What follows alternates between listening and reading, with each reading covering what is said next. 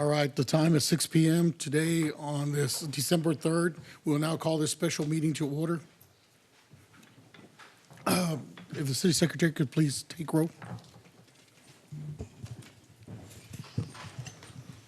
Mitchell, Here. Rizzo, Present. Heiser, Here. Zuniga, Harris, Here. Parsley, Here. Tobias. I'm here. All right, we've got five, did we just lose one? Okay. We've got 5 councils present. We have a quorum. At this time, we will now start our citizen comment. Anyone wishing to speak at this time in the audience, please come forward and do so. We ask you to fill out citizen comment form and limit your responses to 3 minutes. Is there anyone in the audience that would like to speak? Seeing none, I will now close the citizen comment period. We'll move on to executive session. City Council will now go into executive session, discuss items 1A through F pursuant to Texas Government Code Sections 55.071, 551.072, and 55.087. Thank you.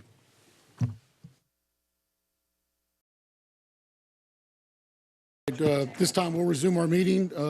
There was no action taken during executive session. Motion to adjourn. Second. So moved. We have a motion adjourned.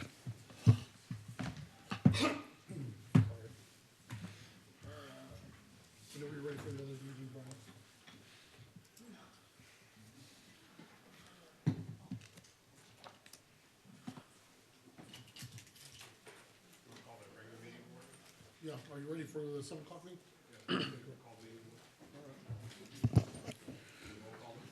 Okay.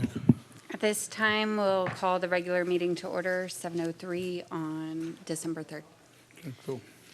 All right. The roll call. Sorry, we'll now call our meeting to order. The time is 7:04 p.m. and we'll now have our pledge of allegiance.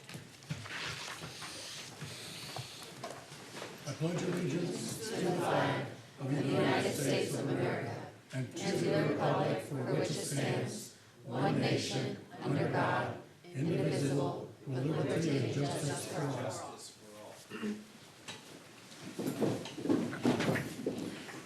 The city secretary, please call roll. Mitchell. Rizzo. Present. Heiser. Here. Zuniga. Present. Harris. Here. Parsley. Here. Tobias. Present. All right. We have 6 members present. We have a quorum. I'd like to make a motion to excuse the mayor due to sickness. Second. All right. All those in favor say aye. Aye. All those opposed? Motion passes. All right. At this time, we'll open up our citizens' comment. Oh, I'm sorry, our minutes, sorry.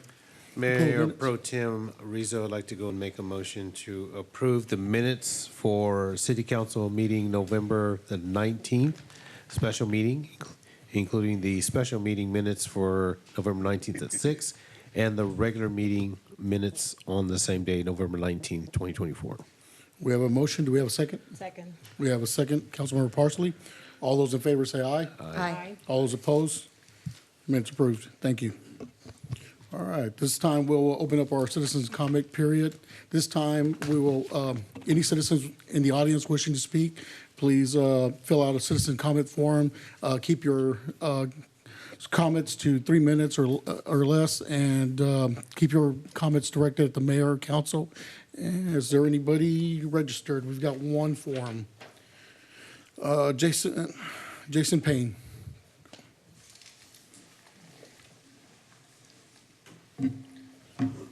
Honorable Mayor Pro Tem, distinguished members of the council, members present. Again, my name is Jason Payne. I represent Kyle VFW Post 12058. I just came give a more update on everything that we've got going on with our Kyle VFW. We had a really successful, I know I probably said this last month, we have a really successful haunted house event. Lots of people came out and enjoyed it. We're going to do it better again next year. A lot of money donations and stuff to go and to the kitty to help out community and stuff like that. We have also entered into a partnership with the American Red Cross. The Kyle VFW post is now we're working with them to have it set up as a kind of like a disaster response area. So we're going to be able to stage stuff for them, as well as allow any of their workers in case of natural disaster to be able to be there at our facility for staging and planning and movement and everything. That being said, we're also incorporating our community closet that we just broke cut ribbon on. So we have a community closet that we have clothing. We accept donations of gently used stuff, and we'll clean it and put it in there. We have clothing, canned food. We have some cleaning supplies, diapers, toys for kids. So it's for the community. If they find themselves in any need, no matter what the need it is, if they find themselves in need, to be able to use our community closet, they just have to make contact with us. Somebody will open it up and they can go in there and take what they need and not have to stress over it. So, and as people find things they need, we're going to keep it stocked with stuff to benefit the community for their needs and everything. We are also going to be setting up to do classes. I haven't worked everything out yet, but I am a authorized outreach instructor for OSHA, so I will be offering price range approximately $25 OSHA 10 construction courses for anybody in the community that wants to take them. That reason for the price is to give some to the post, as well as pay for the cards. I'm also going to start teaching, having first aid CPR classes at minimum cost, probably same price, $25 to the community as they need for come in, get a CPR training, and I can also do nursing and first responder CEs as needed for stuff like that. I own a training facility, so I have access to being able to run everything through the system and get them their CEs as needed. Thank you for allowing me to speak, and see y'all next time. Jason, thank you, and the VFW. Appreciate it. Thank you, ma'am. Thank you, sir. All right. This time, is there anyone else in the audience wishing to speak? Okay, go ahead, please.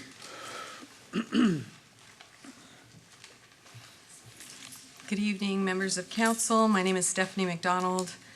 I would like to ask that you would move agenda items number 3, 10, and 11 to the top of the discussion. Number 3, I wanted to talk to you about the mutual aid agreement between the City of San Marcos and the City of Kyle. We are still on stage 3 restrictions, and I'm questioning this agreement. This provision was not placed in your original agreement with San Marcos, and we are still having water issues, and I'm concerned about that. Who would be making that decision and at what point it would be made? I believe it's the city manager that would determine at what point we would lose this precious resource, so I'd like to see some discussion on that. We're still developing at breakneck speed, and I would like to see the brakes tapped on that a little bit. We need a moratorium on building, catch our breath. We just did this swap on developments where we took responsibility for what was the Monarch responsibility for one of the larger developments, and they gave us that. And we gave them a development that had less water usage that was not in our jurisdiction. We swapped.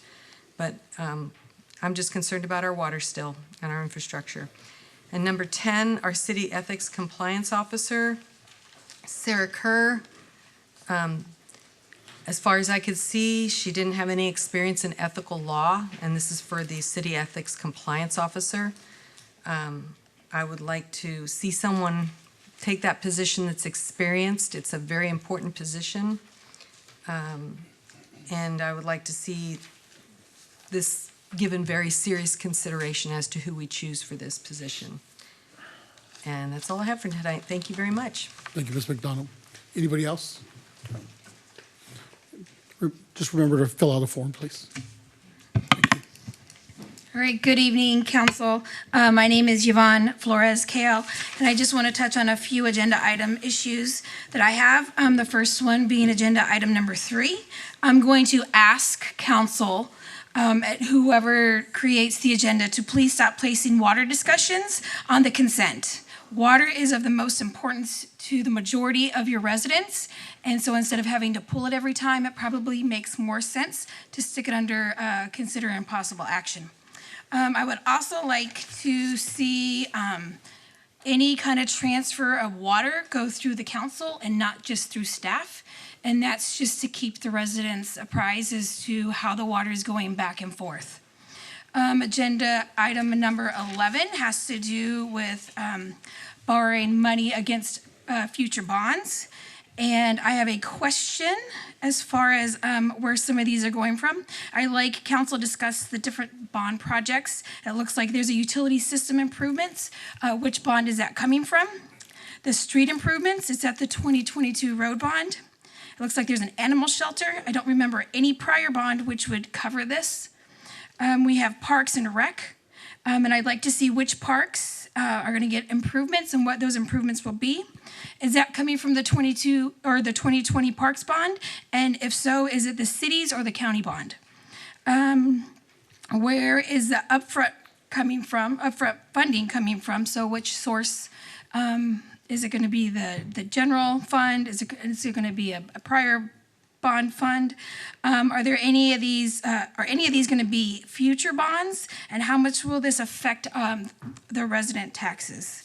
Finally, I would like to speak on an agenda item 10 as well. I would like to ask the council to put a little bit more time and effort into finding the city's ethics attorney. Reading the backup material, it was pretty disconcerting. It was concerning seeing that there was only one response to the city's request. So I don't know if that means there's something that the people aren't wanting to apply, or if all we're getting is just one because there's not enough publication. So thank you for your time. Thank you, Ms. Gill. Right, is there anyone else wishing to speak? Seeing none, we'll now close our citizens' comment period. Period is now closed. Is there any agenda order that council would like to do?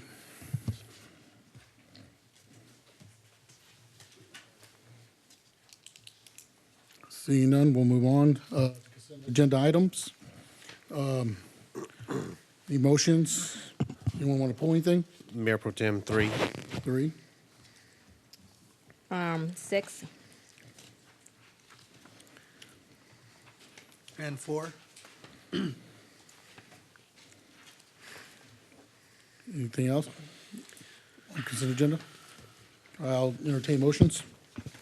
Mayor Pro Tem, I would like to make a motion to approve items 5, 7, and 8. We have a Second. motion. Second. We have a second as well. Councilmember Heiser to approve agenda items 5, 7, 8.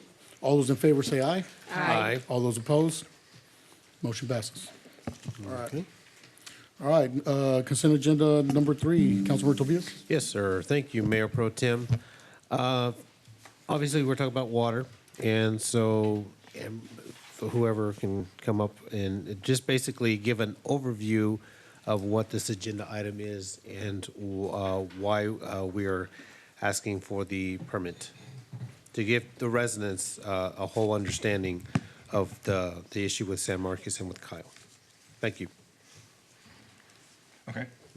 Mike Murphy, Director of Water Utilities. So the item before you tonight with San Marcos is a water sharing agreement. As you all remember, and I can kind of go, if you want me to go through the slides, I can do that, or I can just answer your question directly. If you don't mind going through it, just so that way. Just to go through. If you don't mind, yeah, because there's go other ahead. people out Sure. there that are watching that may Okay. have just ran across this and may have want to get an idea of what So, this is about. If you remember, on May 7th of this year, San Marcos and Kyle entered into an interlocal agreement for roughly 500,000 gallons of water per day. And that was as a result of additional water that San Marcos had and our need for additional water during the hot days of summer, when we're struggling with restrictions and lack of rainfall. So that was the main reason we entered into that agreement. So under the interlocal agreement, the allowance of 500 acre feet per year, out of the Edwards Aquifer permitting capacity from San Marcos permit calendar of 24. These cover the remaining years of 2024, all of 25, and then all of 26. The addendum being presented tonight is for approval will provide the city manager or his designee of each, and this is city manager of Kyle and the city manager of San Marcos, authorization to administratively approve the amount of EAA water that is made available to San Marcos under this agreement. The addendum allows Kyle the ability to return EAA permitting capacity to San Marcos for calendar years of 24 through 26. Starting this year, and what we would like to do as part of this agreement is provide some water to San Marcos for the remaining part of 24 for the month of December. So that's what we're offering them is about half of the 445,000 gallon per day capacity to San Marcos for them to meet their permit needs. This is water that we have available. This is typically our lowest part of the year as far as water consumption goes, from the month of towards the end of November through the end of February. Those are our lowest use days just because of the cooler weather. And so what basically this will allow us, and this is kind of the interlocal agreement, the inner workings of the interlocal agreement. So we will be able to help out San Marcos. In addition, they're going to pay us for that water. So we're not losing anything. We're actually saving money, because this is, if you take the 500 acre feet of water that we get from San Marcos per year under this agreement, if we have surplus water at the end of the year, we still have to pay for it if we haven't used it. So this is a take or pay contract with San Marcos. And so by us doing it, it benefits us both. It helps them out if they need that additional water, and it also takes that cost burden off of the city. So water under this agreement will be withdrawn solely at Kyle's existing EAA wells. This is part of the original agreement, kind of getting into that. The maximum amount of water that may be pumped under this agreement is 500 acre feet. We've already covered that. And then the city of Kyle will meet or exceed San Marcos's drought restrictions. Those are all things that are in the original agreement. Okay. So these are just a series of agreements, interlocal agreements, that going back to December of 22, that the city of Kyle and city of San Marcos have worked hand in hand in a cooperative agreement throughout the years, and this and ending with the latest one in which we're under right now. So what we're asking is to approve this addendum, and that basically what this gives, in a nutshell, what this gives the city manager the ability to do, working with San Marcos's city manager, is to share the water if we have water available, and then we will deduct the amount of that we would pay for that water depending on how much they ask for if we have it available. This is just a good business arrangement between two neighboring cities. If we have surplus water at the end of the year, we make it available to San Marcos if they need it. Chances are they probably won't, but if they do, then we make that available, and the city manager or his designee and vice versa can make this agreement, but it gives the city the ability to do that if the need arises. And so we recommend this, being a good neighbor with San Marcos and them doing the same with us. This is a good interlocal agreement, I think.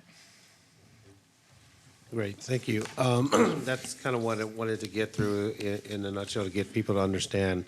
And because water is a big issue for our city, San Marcos, and a bunch of other surrounding counties and cities as well.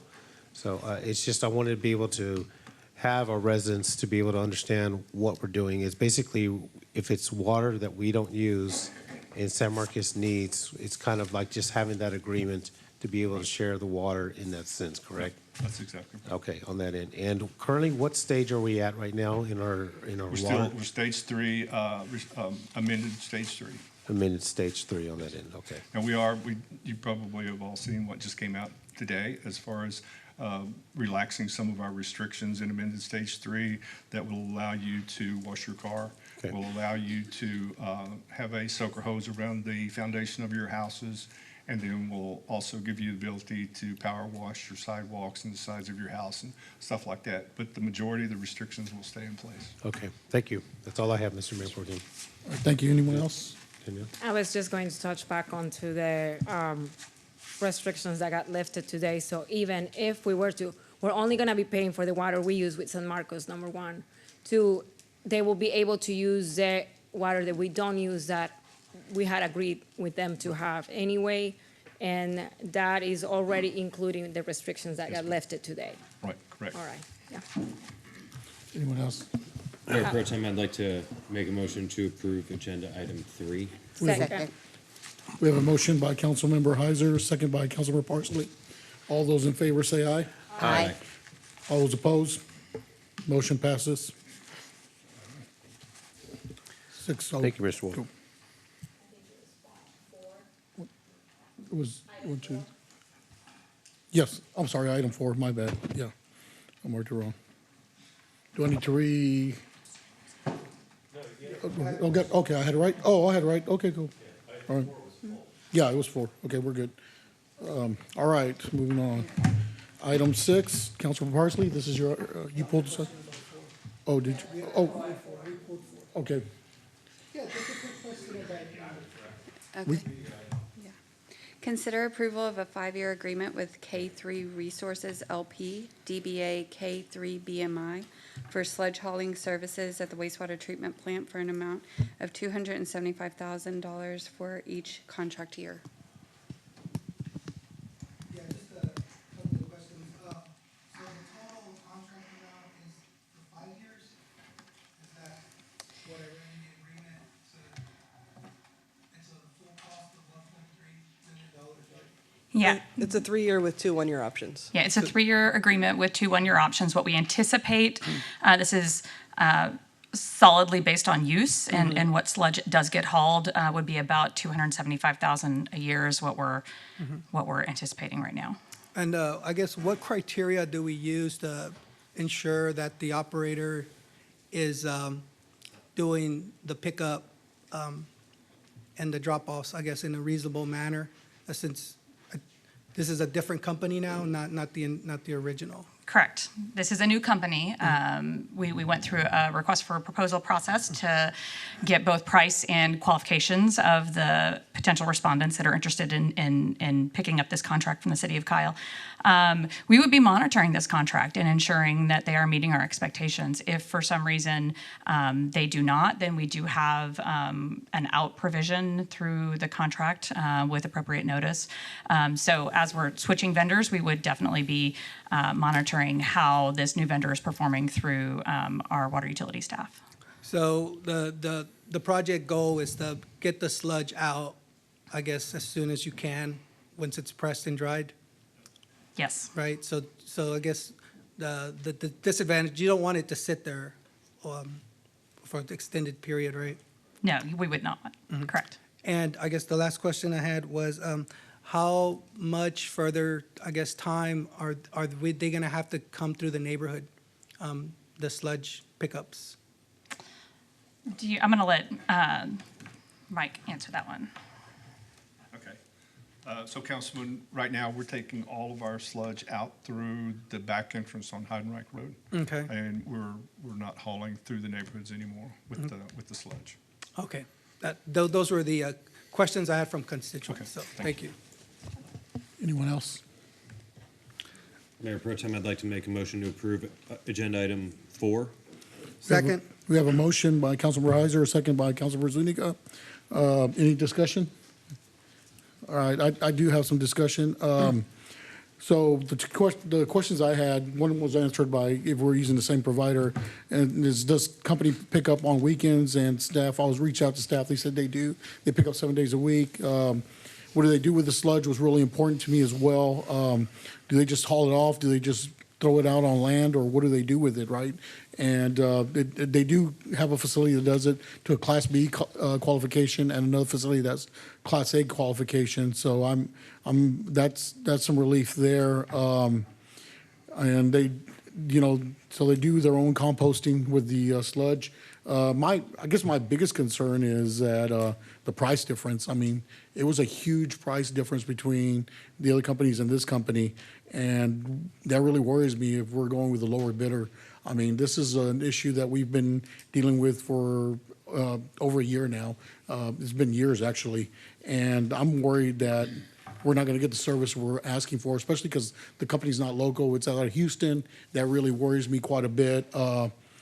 That's a big concern for me, because if we had the company prior to them just here in the Austin area not being able to service us in a timely manner, what's keeping us from having a Houston company service as quick as we want?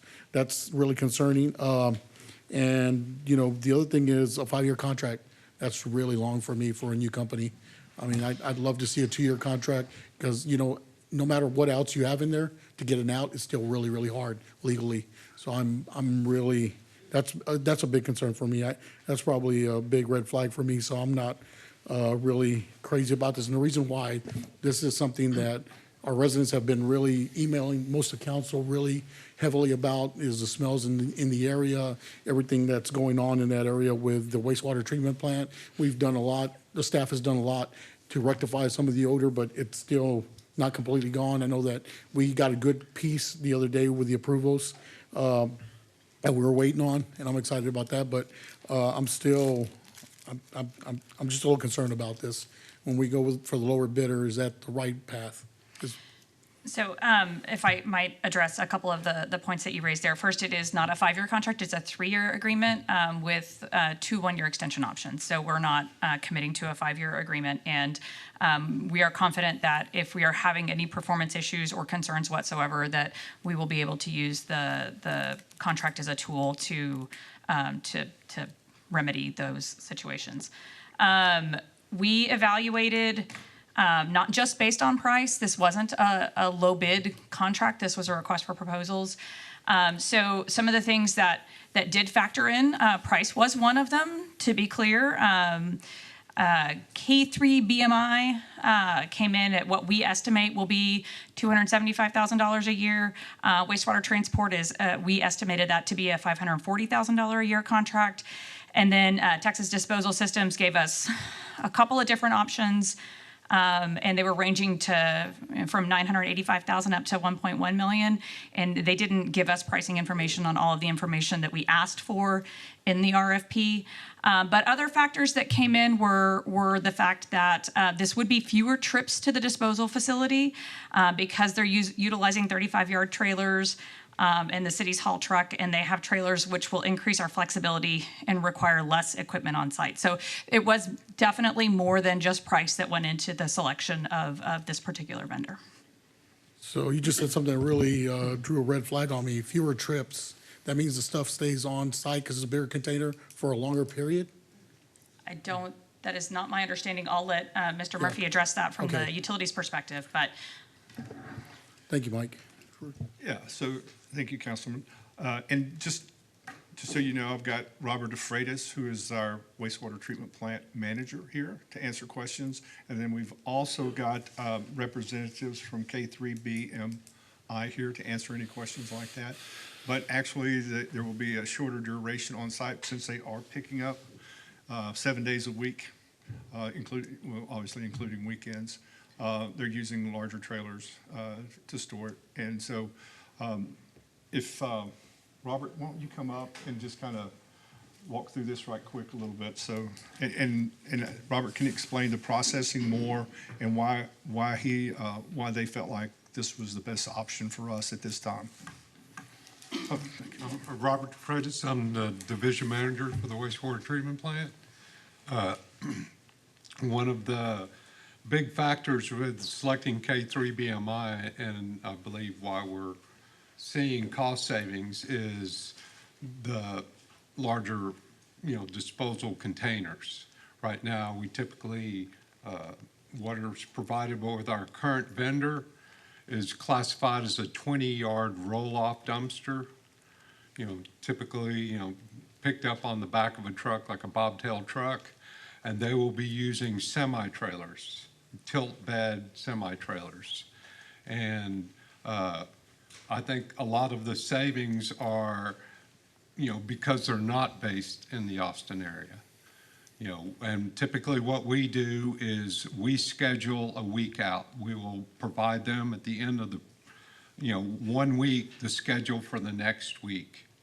And we have the control to, operate our equipment to ensure that we have those. We're that's what we do. That's how we, managing the existing contract, because they weren't running 7 days a week, we were incurring overtime on the weekends, Sunday specifically, to be able to put enough boxes through to maintain our capacities. And so with that, we'll see additional savings in staff overtime, things like that. If we can run 7 days a week, we'll be able to run boxes up to Friday and know that they'll be picked up over the weekend. They also run 24 hours a day, and I think that's another big thing in that we can press that day, and we expect to see shorter duration of boxes sitting on site. Because, they will be scheduled, they'll know that day we will have, 3 trailers, 2 trailers, whatever, and they can work into their dispatch to have those picked up. So we really feel that this is the best option, not just for price, but for the service, that they offer beyond anything we could find in the Austin area. I mean, I guess the price really stood out to me because it's such a big difference, and I just keep thinking about what are we going to be lacking service-wise to have that low of a price compared to the other 2 companies that you just mentioned, that Mike just mentioned a few minutes ago. So, look, honestly, this has really been concerning because we've all gotten the emails. And we've sent you emails, we've sent staff emails. It's been something that's been ongoing there at the plant that we're trying to rectify. So I'm just making sure that we are doing our best to rectify that issue, and especially with the containers being there too long. Councilor Zuniga made a great point about how we even changed the direction of how we're hauling them. We're not going through the neighborhood or anything like that anymore. So we've been working on this for a long time. I'm just worried that price really is low, and I'm just worried about what are we not getting. And I guess it's concerning for me, right? But I think I'd feel better if it was a 2-year contract, and then see what the clauses for extension are, is probably what I would be a little bit more inclined to do. But I'm just really concerned with giving someone 3 years, and then what is that out? How easy is for that out? So the way the contract is written, Mayor Pro Tem, it is a 3-year contract with 2 one-year options, which means at the end of the 3 years, if we do not exercise those options, the contract automatically terminates. In addition to that, this contract, like all of our standard contracts, has several out clauses. One of them is that we can terminate at any time on 30 days notice for convenience without needing to show poor performance. There's also the ability to terminate for poor performance upon reasonable notice. So we have both those options. I've used both those options on contracts many times successfully without any fighting. I have a quick question for Robert. Okay, go ahead. Anybody else first? Okay.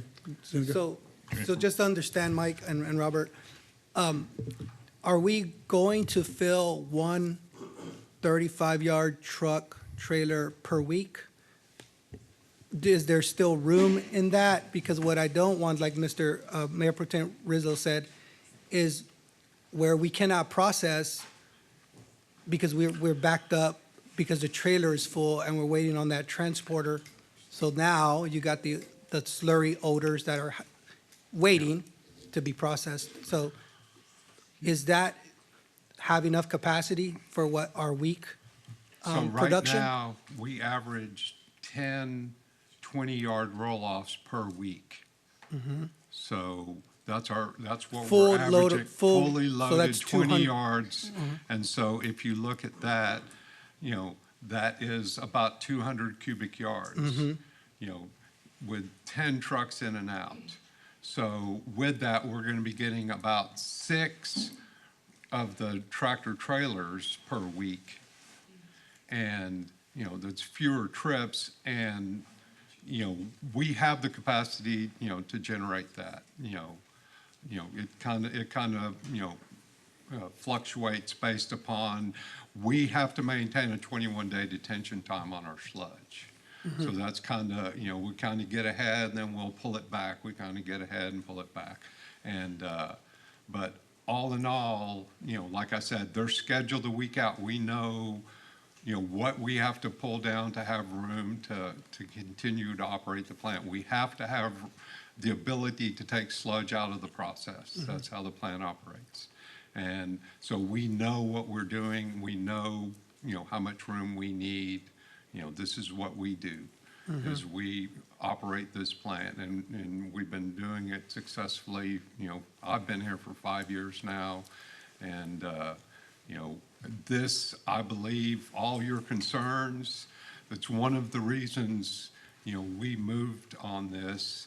And we have a relationship with K-3 BMI. They've been a contractor since I worked there. You know, they do other services, you know, that we use, and we're confident, based upon our relationship with them, that this is a new area we're getting into. But if we get, you know, the same performance that we've had in the past, we expect to continue the success, you know, as we move into the, you know, the expansion, the upcoming expansion. This is part of the solution that we're doing. We've eliminated those boxes sitting on site. So is your math 6 times 35, 210, and the other one's 200? So you have 10 cubic yards of space? Yeah. If I could. I think that's what you were saying, that that's how you anticipated to have enough. Let's do this. I'll introduce the representative from K-3 BMI. Hi, Council. My name's Carlos Urkums. I'm sorry, what was your name? Carlos Urkums. So I guess first, Councilmember Miguel, you were talking about having capacity for the trailers. There's going to be 3 trailers on site, and we are providing a truck to move those trailers in and out of the belt press. So as they're filling up one, you're not constrained to wait on us to get there. You're going to start filling the next one. Okay. That makes sense? Okay. Any other question? Explain your pricing model, what you're doing, how you were able to get that price down. The price comes down to just we reuse it efficiently, and our trucking costs are next to nothing compared to running a roll-off truck, right? So while we are based out of Houston, we actually have a major facility over in Spring Branch, and we have a facility down at Seguin as well. So we actually have 3 locations we can pull from with drivers, and we employ over 100 drivers throughout the state. So, you know, I understand being based out of Houston, but we've been out here servicing like Guadalupe Blanca River Authority. We take care of all their wastewater plants. We take care of Texas Water, which is formerly Canyon Lake Water. We do Cibolo Creek Municipal Authority. We take care of all of their sludge hauling exactly the same way we're proposing to do it with y'all. And they love it. It's flawless for them. So, Yeah, I guess our concern, I'm sorry. Our concern was that we're not going and dumping this in a field. I mean, that's something that really would concern me if we're doing something like that. That's why when we were asking the questions, we got back from staff, the Class B, Class A qualifications. So that was that eased one of my concerns. I'll speak a little bit on that. So our primary disposal in this market is going to be Second Nature Compost Facility, which is on the south side of San Antonio. The reason you're seeing the major price difference is this market's incredibly screwed up from a wastewater pricing perspective. Like, you don't see anywhere near these prices in the Houston market, right? Like, we're giving you the Houston pricing, making the same exact money we would make in the Houston market here. Because we believe that, hey, we've actually been out here for, I think, 4 or 5 years now hauling sludge and doing different things like that. But our primary is going to be Second Nature Compost, where they're going to treat it. And the reason you have to compost sludge is you have to get it to a certain temperature and maintain that temperature for 24 hours to kill all the pathogens in it, right? Yep. So that's our primary. Our backup is our facility down in Brookshire, where we're actually in the middle of putting a $30 million dryer online right now. So we are going to be treating sludge to the drying it and hopefully granulizing it to the point where we can bag it and sell it, right? So if you ever watched the Masters? Yeah. I take it. So The reason those greens and fairways pop with that green is because they apply Milorganite, which is dried sewer sludge, to them in the months leading up to it. So that is the product that we make currently at our facility in Houston. Our facility in Houston is covered. We have 24/7 access to it. We run 20 hours a day, 6 days a week at that facility, operating, treating it to Class A standards, going out, land applying it. We actually sell it to farmers. People come to us. We could sell double what we make, but that's the whole goal with coming over here is we want to build and keep growing and take our model that we've perfected in the Houston market and really expand it in this territory. So, and we do have a big trash hauling company in Spring Branch, which is my primary job right now. So, Thank you. Thank you. Thank you very much. Thank you, Mike. Just one last question for Amy. So, one thing that staff talked about was the size of the dumpsters. Did we do an RFP for specific sizes on dumpsters, or is that just something that happened? I'm just making sure we did everything legally that we need to do.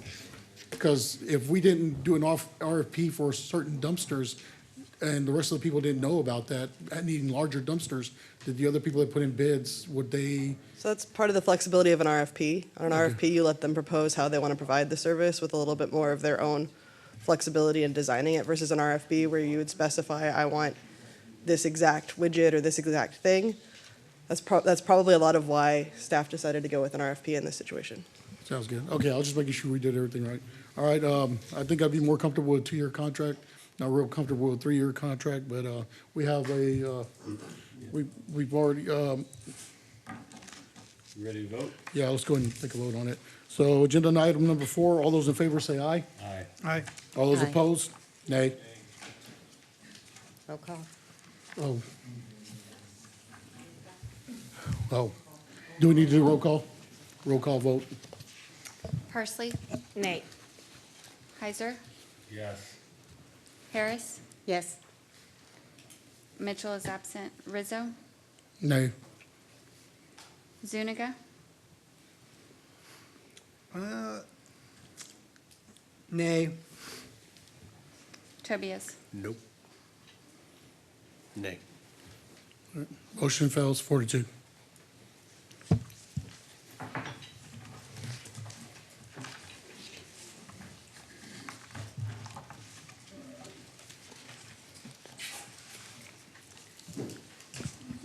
Next one, agenda item number 6. Consider approval of sorry. Consider approval of an agreement with Xylem Inc. for the purchase of a 6-inch trailer-mounted diesel centrifugal vacuum assist pump in the amount of $58,364.53 via the Bi-Board cooperative contract. All right, so I have a couple of questions about it. Parsley? Thank you. So I was looking at the presentation, and it says that we spent about $20,000 since June 2022 using this vacuum and service. How often do we vacuum? Okay, so I'm going to bring the plant manager up, let him address that question for you.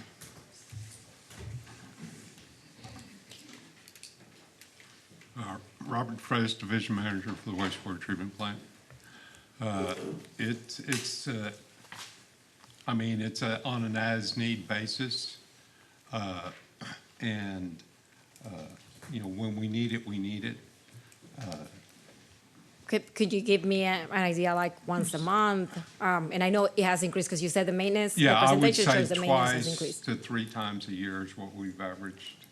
Okay, so you said 2 to 3 times a year? Yes. Okay.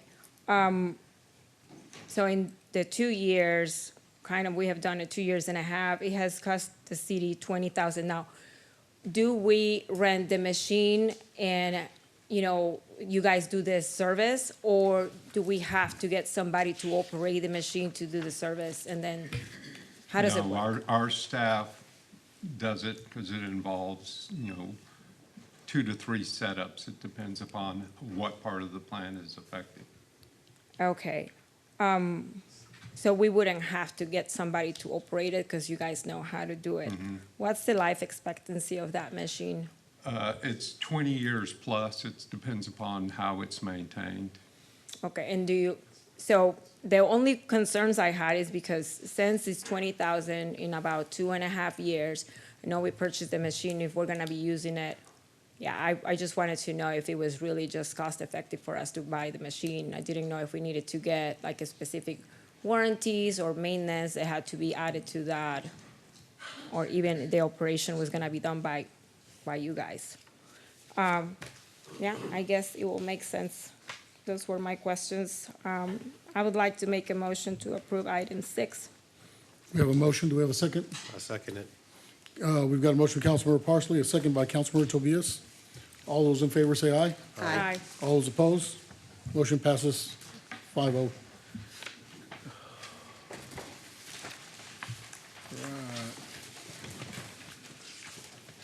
Consider possible action. Agenda item number 9.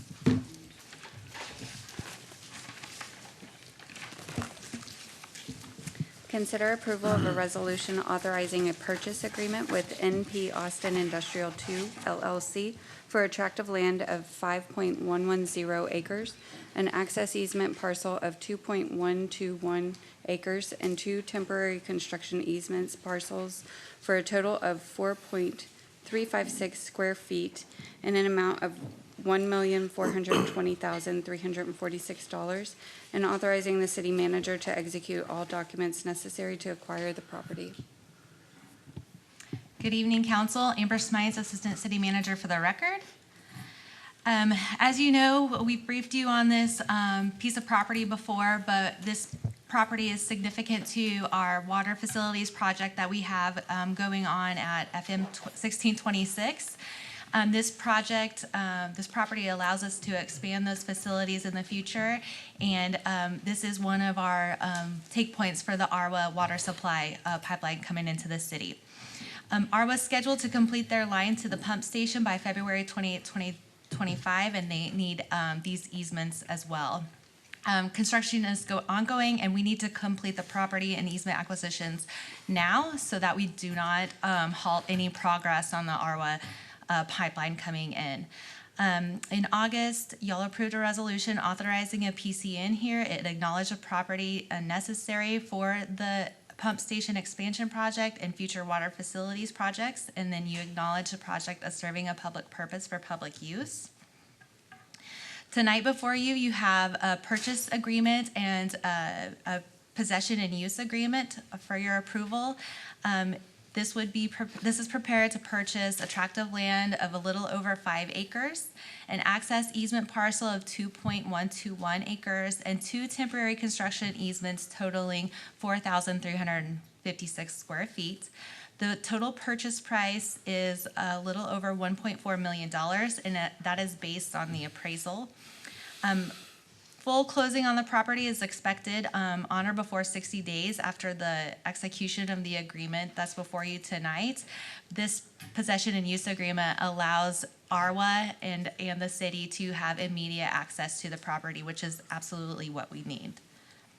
So here is the 5-acre piece that you would be purchasing, the access easement, and then the temporary construction easements. And so the options before you are to approve, authorizing the purchase agreement, and then to not approve.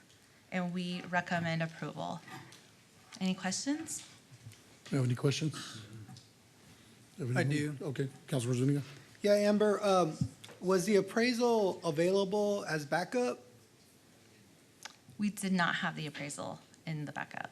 But we do have one? We do for this have one, property? yes, sir. Okay. Yes, sir, absolutely. So we asked the property owners to donate this land, I guess, several times before? We had been in discussion with the property owners to have the property donated, and unfortunately, the timelines didn't match up, and we were unsuccessful to get the property donated. Like I mentioned, we are right up against ARWA needing to access this property, and so to avoid any delays in the ARWA water delivery, we needed to move as quickly as possible to get the property. The other thing I would add to that is the donation that was being considered was a smaller tract. It was just a smaller tract to the south towards 1626. This is the larger piece that we think we need for the expansion of the facility over time. And I guess because my constituents asked me about, is there another way to route this? Does it, I guess, the triangle is the essential part to connect? It cannot go around? Right, the triangle is essential for the expansion. The access easement is the only way that we are able to access the facilities. Right now, we can access off of 1626, but that access will be going away after we build and acquire this new access easement. So long-term, this would then become a site where we can add more public work facility, I Yes, guess sir. more water facilities in there, tanks, and Yes, sir. other things that are essential. Yes, sir.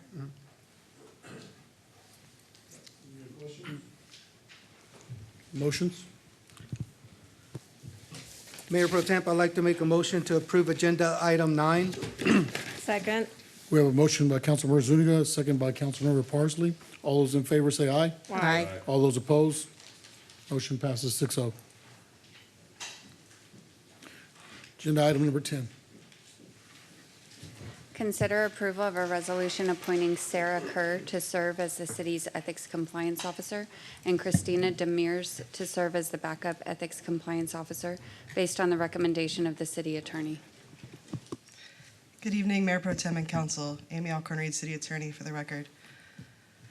This item before you is to appoint a new Ethics Compliance Officer.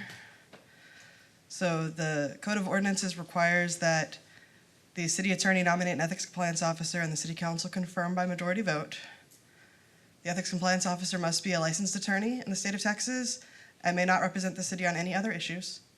So we had a temporary Ethics Compliance Officer in place while we were trying to do a procurement to find more options and requesting more people to propose to serve as our Ethics Compliance Officer. We did issue an RFP. Unfortunately, we only got one response.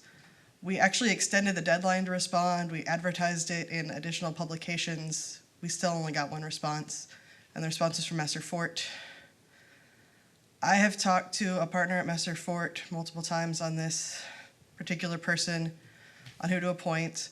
His recommendation is Sarah Kerr. Sarah Kerr has several years of experience doing government law and is, I think, relatively new to that particular law firm, but has years at other law firms.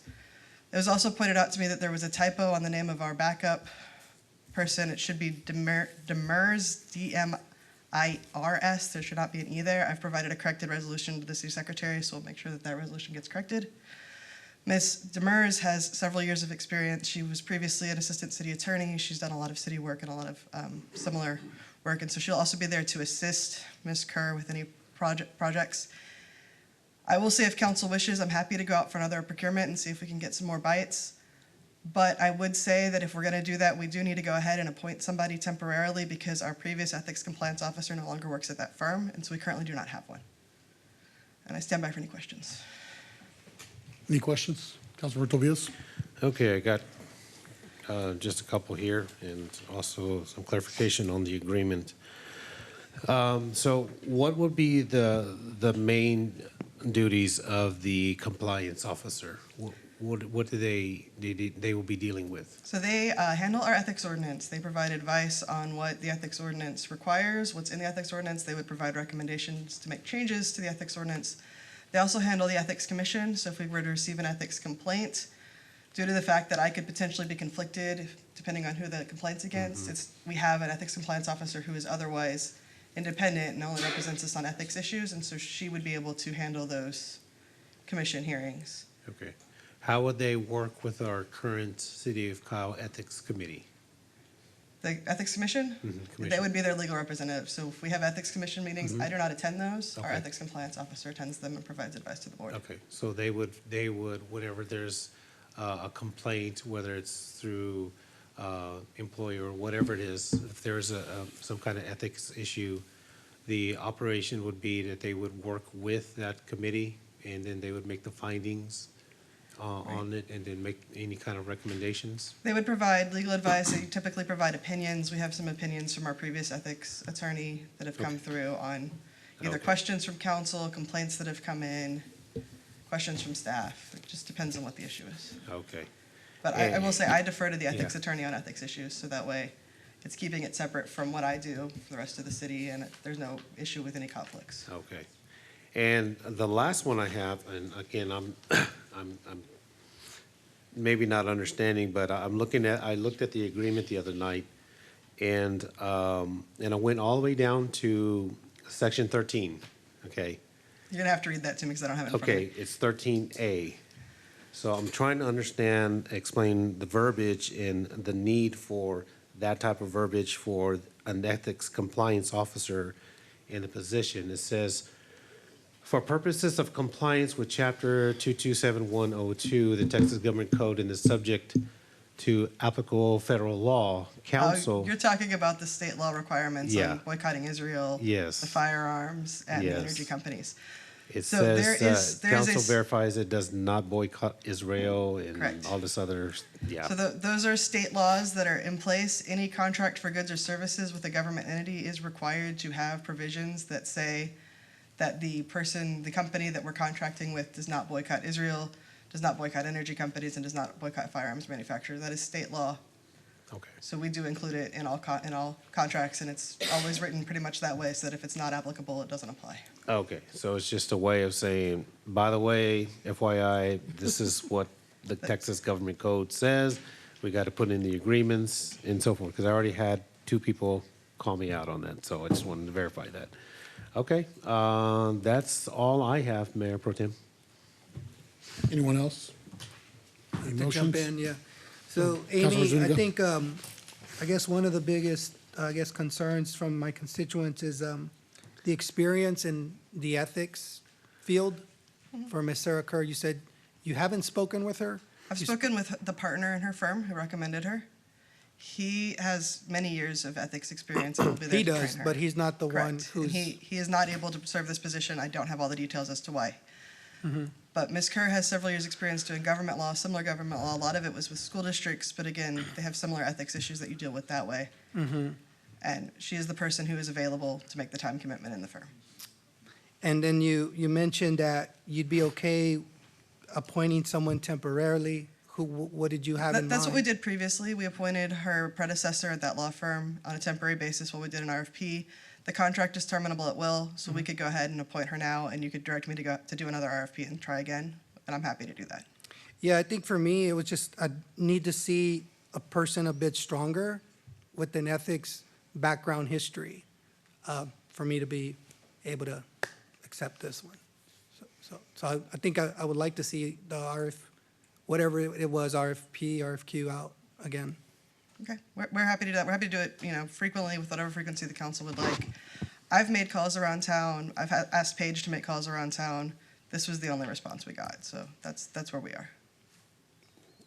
Mayor Pro Tem, do you think we should table this and just have that, or should?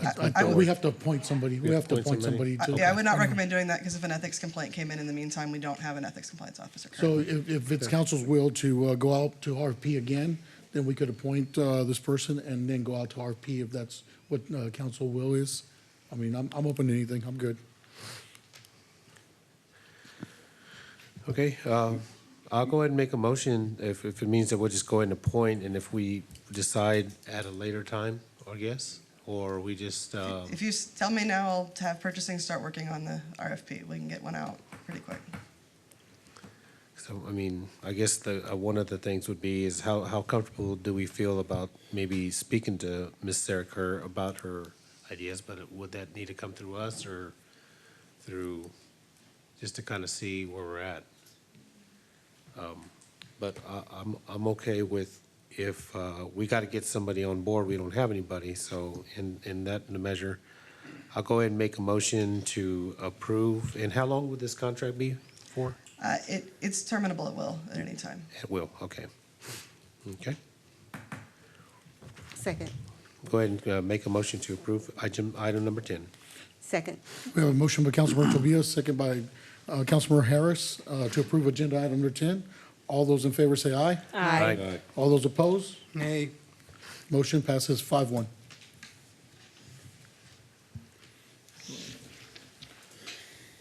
Agenda item number 11. Consider approval of a resolution relating to establishing the city's intention to reimburse itself for the prior lawful expenditure of funds relating to constructing various city improvements from the proceeds of tax-exempt obligations to be issued by the city for authorized purposes, authorizing other matters incident and related thereto, and providing an effective date. Good evening, Mr. Mayor Pro Tem and City Council. Andrew Friedman with Samco Capital Markets, financial advisor to the city. This reimbursement resolution before you this evening is in keeping with prior reimbursement resolutions that the city has adopted when it comes to plans for future financings. So we have reimbursement resolutions currently in place relative to our 2020 general obligation bond authorization, as well as the 2022 street bond authorization.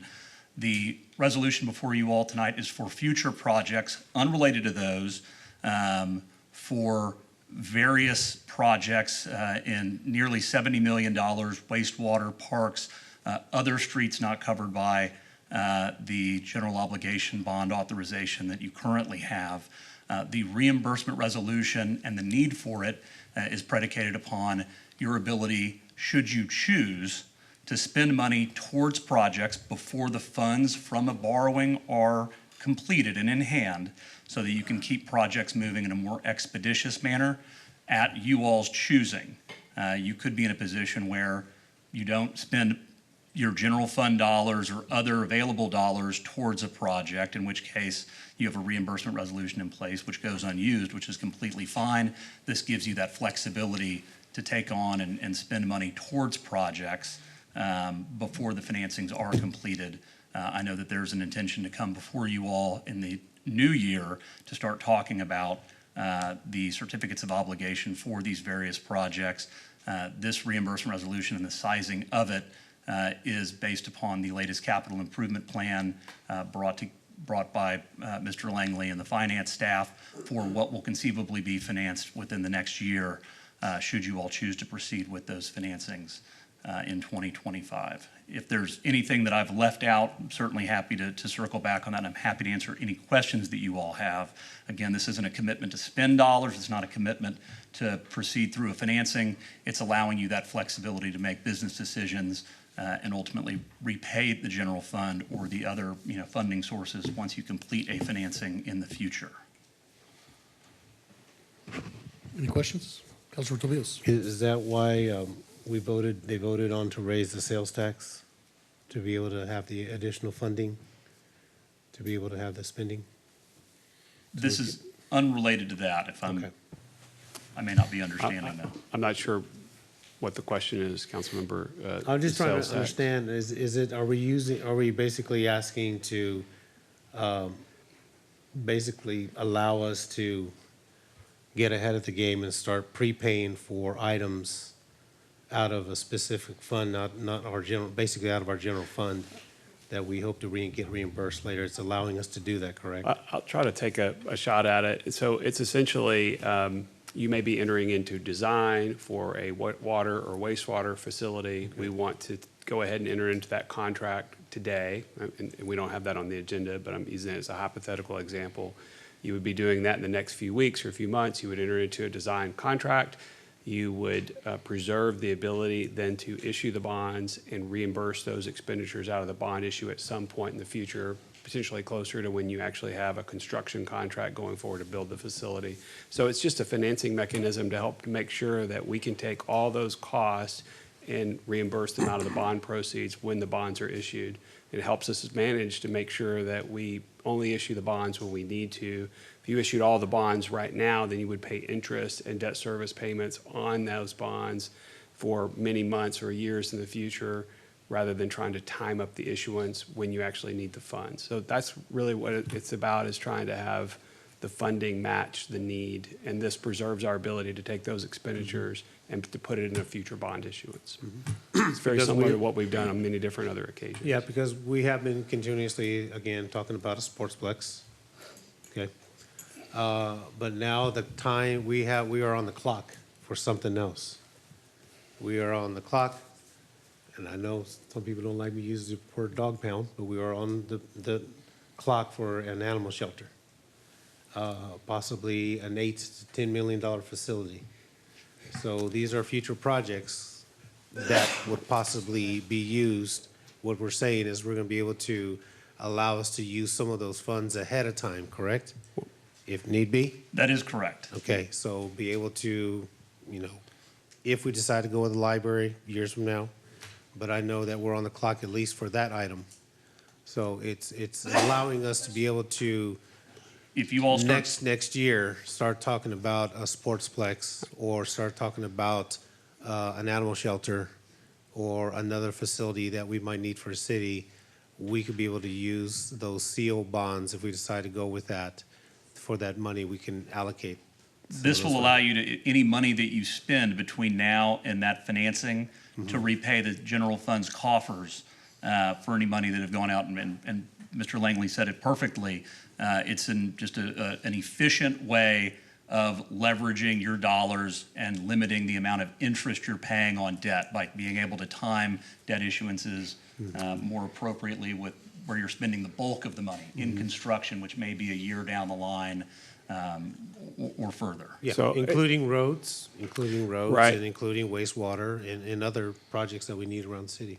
If I could try to give an example, I know that we're all familiar with is the Lake Kensington Park. We just met yesterday evening with the task force on that, and next meeting we'll have a recommendation for a design firm, and then you'll have a design contract shortly after that, after the first of the year.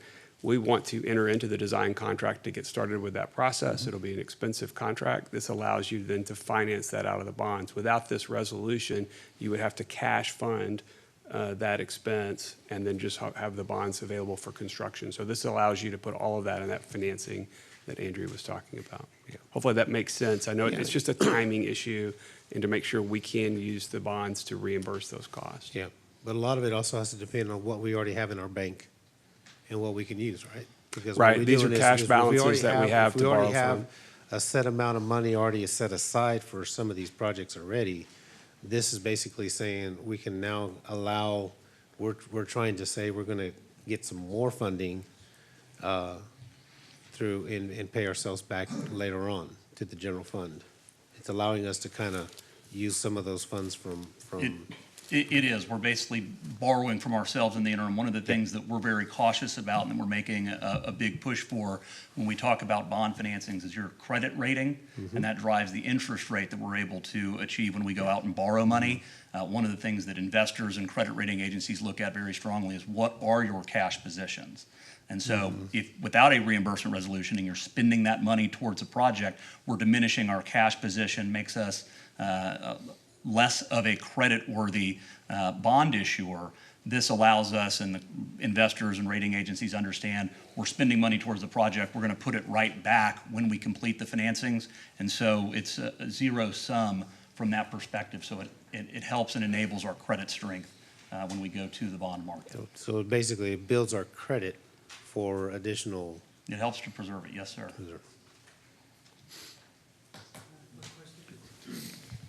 Councilmember Zuna? Yes, so I do remember this one about the $5 million in schematics and designs. I guess for the road bond, that would be where it was used. And then, once bonds were issued, the $5 million was repaid. Isn't that the same thing going on? I think it is. Right, it's the same process, right? So I was gonna ask you, is there a cap or a percentage that one can reimburse themselves in, I guess, getting ready into designs and stuff? We're establishing within this reimbursement resolution an amount we intend or that we're conceivably going to go out and finance. And that amount is in that reimbursement resolution just shy of $70 million. And so that establishes our cap. That's not to say that you're going to spend $70 million of cash because you don't have it, but it more succinctly ties to the future financing. And so you've got a very generous and realistic measure that you can spend that cash towards those projects that will ultimately be financed. So we're thinking 70 million is what we want to reimburse ourselves with? Well, that's what the financing may ultimately be. And those are decisions, it's what is in the capital improvement plan for this next year. You all, Sure. as the governing body here, will ultimately determine which projects become financed. We don't know that at this time, so we're setting that dollar amount at its highest figure. That's, again, not to say that you're going to spend that much, it's not to say that you're going to borrow that much ultimately when we go to approve these certificates of obligation sometime in 2025, but we want to be on the high side now rather than establish that parameter too low. Just to clarify too, all of those projects will come back to this body, to the council. You will vote yes or no of whether or not you want to proceed with the design contracts, with the project itself. This does not tie you to do the projects. Absolutely. And so that's, it allows us to make sure that we could capture those in the bond financing, but it does not require it to be Right. done. So those are independent votes that would take place on each individual project when they come forward to you. Yeah, so my question about the caps was so that we don't get ahead of ourselves, over-design it and pay for renderings and all that, and then the project never really comes. So we just spent more on the designs than we needed to, getting ahead of ourselves. So that's why I asked if there's a cap for what you can reimburse yourself with per project, on a project basis. Certainly, and that falls back into you all's processes and managing through the design and decision-making as you consider and proceed through the projects themselves. This is really pertaining to the financing at the end of the day, which really, is kind of secondary to those more functional decisions. So like if So a- you'll have that same Right. complete control that you all always have. We're not talking, I don't know if you're done again, but we're not talking about designing or renderings of anything right now. We're just talking about the financial part. It Right. relates to the bond. I mean, whatever, like Brian was saying, whatever project is gonna come forward will have to be approved by council before that. Yeah, so going back to the Lake Kensington example, we will have a contract that will come back to you in, hopefully in that January, February timeframe. You'll be asked to consider the contract, the amount, the particulars, all the elements that are in that contract and the total cost, and you can decide if that's the right level, the wrong level, how you want to adjust it. All we're saying is whatever that cost is determined to be, it will then be part of this reimbursement process Right, for the yeah, yeah, bonds. and the But it does point- not lock you into the specific amount. Right, it was just advice I got from the previous council members. You don't want to over-design something, and then if the bond fails, then that's just a loss of money, of taxpayer money. So Right. that's what I said, if there's a cap on it. And we just think those are two very separate processes of what Right. we're talking, that's not related to this Sure, item, is the way sure. we look at it. And you do have to have some design when you're You going to gotta bond. have something. You have to- So have do- to have an Yeah, idea. you definitely have to have an idea what you're bringing forward to the taxpayers. Right. Mayor Pro Tem, I just have one follow-up. Councilman Tobias? And I don't mean to put you on the spot, but Pervez?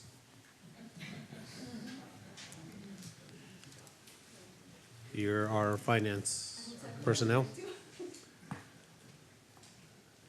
Did you want to put Andrew on the spot or? Yeah, no, just,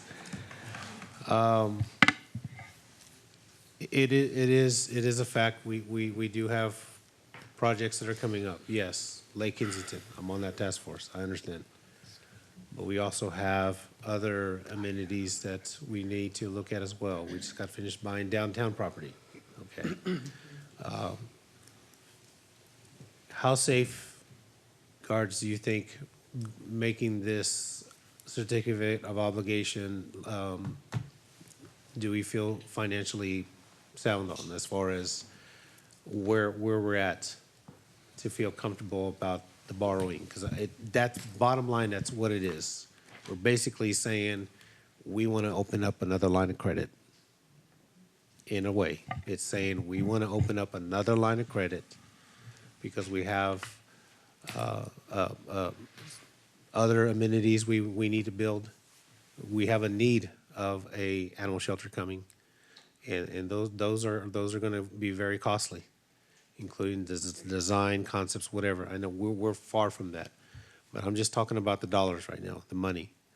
How comfortable do you feel of us going to that high of a market of $70 million if we were to open? Basically, that's what we're doing. We're opening that line of credit. We're allowing to have us have that flexibility because we're going good right now. Our sales taxes are great. We got businesses coming, but you know, just like with anything else, things can come to a screeching halt, and we're going to be under that tightrope. So how do you feel, sir? So, Mayor Pro Tem, council members, for the record, I'm Pervez Mohit, City's Director of Finance. Let me answer your question in two parts. First, let me briefly explain what this agenda item is all about. This is a reimbursement resolution that you, as the official elected body of City of Kyle, you're declaring the intent. If you pass this resolution, you're declaring the official intent to issue future bonds to reimburse the city for using its monies upfront for preliminary project cost. Okay? So it is not because city manager or the director of finance or the city's financial advisor wants to do this. Yes.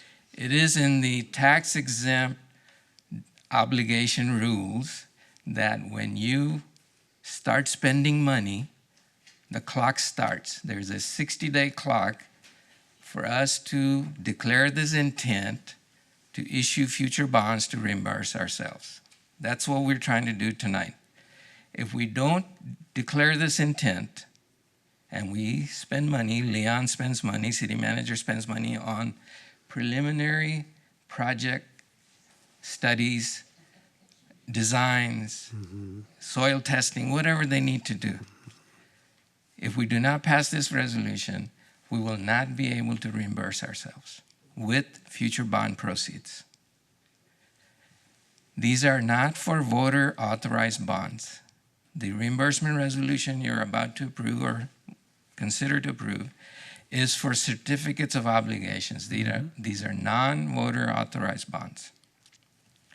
And these are going to be for 4 different types of projects that we have in our spending plan. If you recall, when city manager brought the 5-year CIP spending plan for y'all's review and approval, over the 5 years for all our projects, geo bonds, road bonds, water, parks, they added up close to $900 million over 5 years. I came before you in May of this year during the budget process. I walked you through, based on the 5-year forecast of what the city's needs are.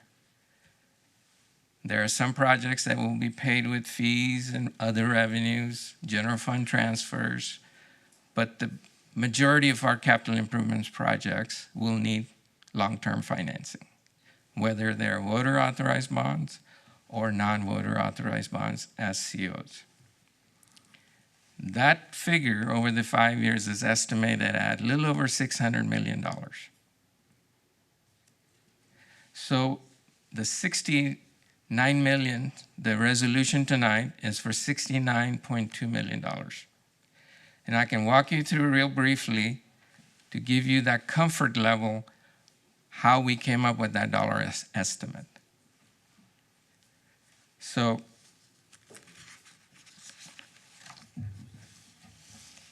sir? It was 10% of 600 million, right? No, this is spending estimated, forecasted by our engineers over the next 12 months. This is just for 12 months, this fiscal year. So this is how we came up with the $69 million estimate. And these are not road bonds, and these are not parks bonds. These are certificates of obligations, non-voter authorized bonds. So $37.1 million for water infrastructure improvements. As our water utility director describes these projects as gotta-go projects. They have to be done. $11.1 million for wastewater treatment plant expansion-related costs. Even though council has authorized $10 million for the Kensington Nature Park, we are estimating that this year we will spend close to $3.8 million for the preliminary work, design, engineering, those types of things.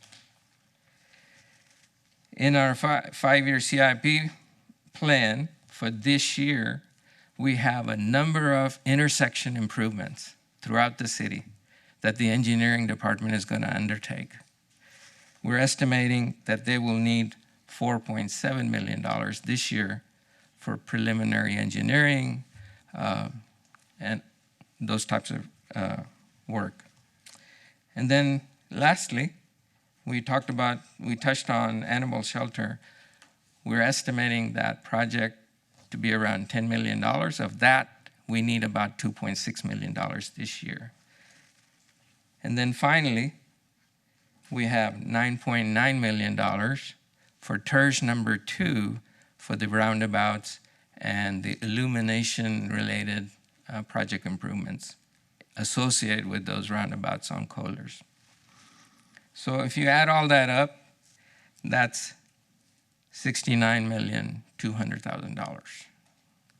So we either amend our CIP spending or we have this resolution in place. So we've already started spending monies. The engineering department is spending money. Our planners are spending money. And we are borrowing from our internal funds, from our investment pool, from our general fund, wherever we can find money, cash, that we can pay in the interim until the bond proceeds become available. As the city manager was trying to explain earlier, we don't want to sell all $69 million today and it sits in the bank. We're incurring interest payments on it. We're using our debt capacity. We're affecting our credit rating in the future. So it makes a smarter decision to borrow within until such time that we can sell those bonds and reimburse ourselves. But the important thing to keep in mind is the clock is ticking. If we don't do this, we won't be able to reimburse ourselves. So, and the final answer to your question, sir, is these bonds will have an impact. If they're water and wastewater utility related projects, they will have an impact on water and sewer rates. If they are street type improvements, park improvements, they will have an impact on property tax rates down the road. Those impacts will be discussed with council as part of the budget process. Our financial advisors, Samco and Capital, will be doing tax rate impact analysis. Our cost of service consultants will be doing rate impacts. That will all be shared with you as we go through the budget process. But the answer is yes, it will have an impact on property tax rates. It will have an impact on utility rates. So I don't know, council member, if I answered your question. Yes, you did.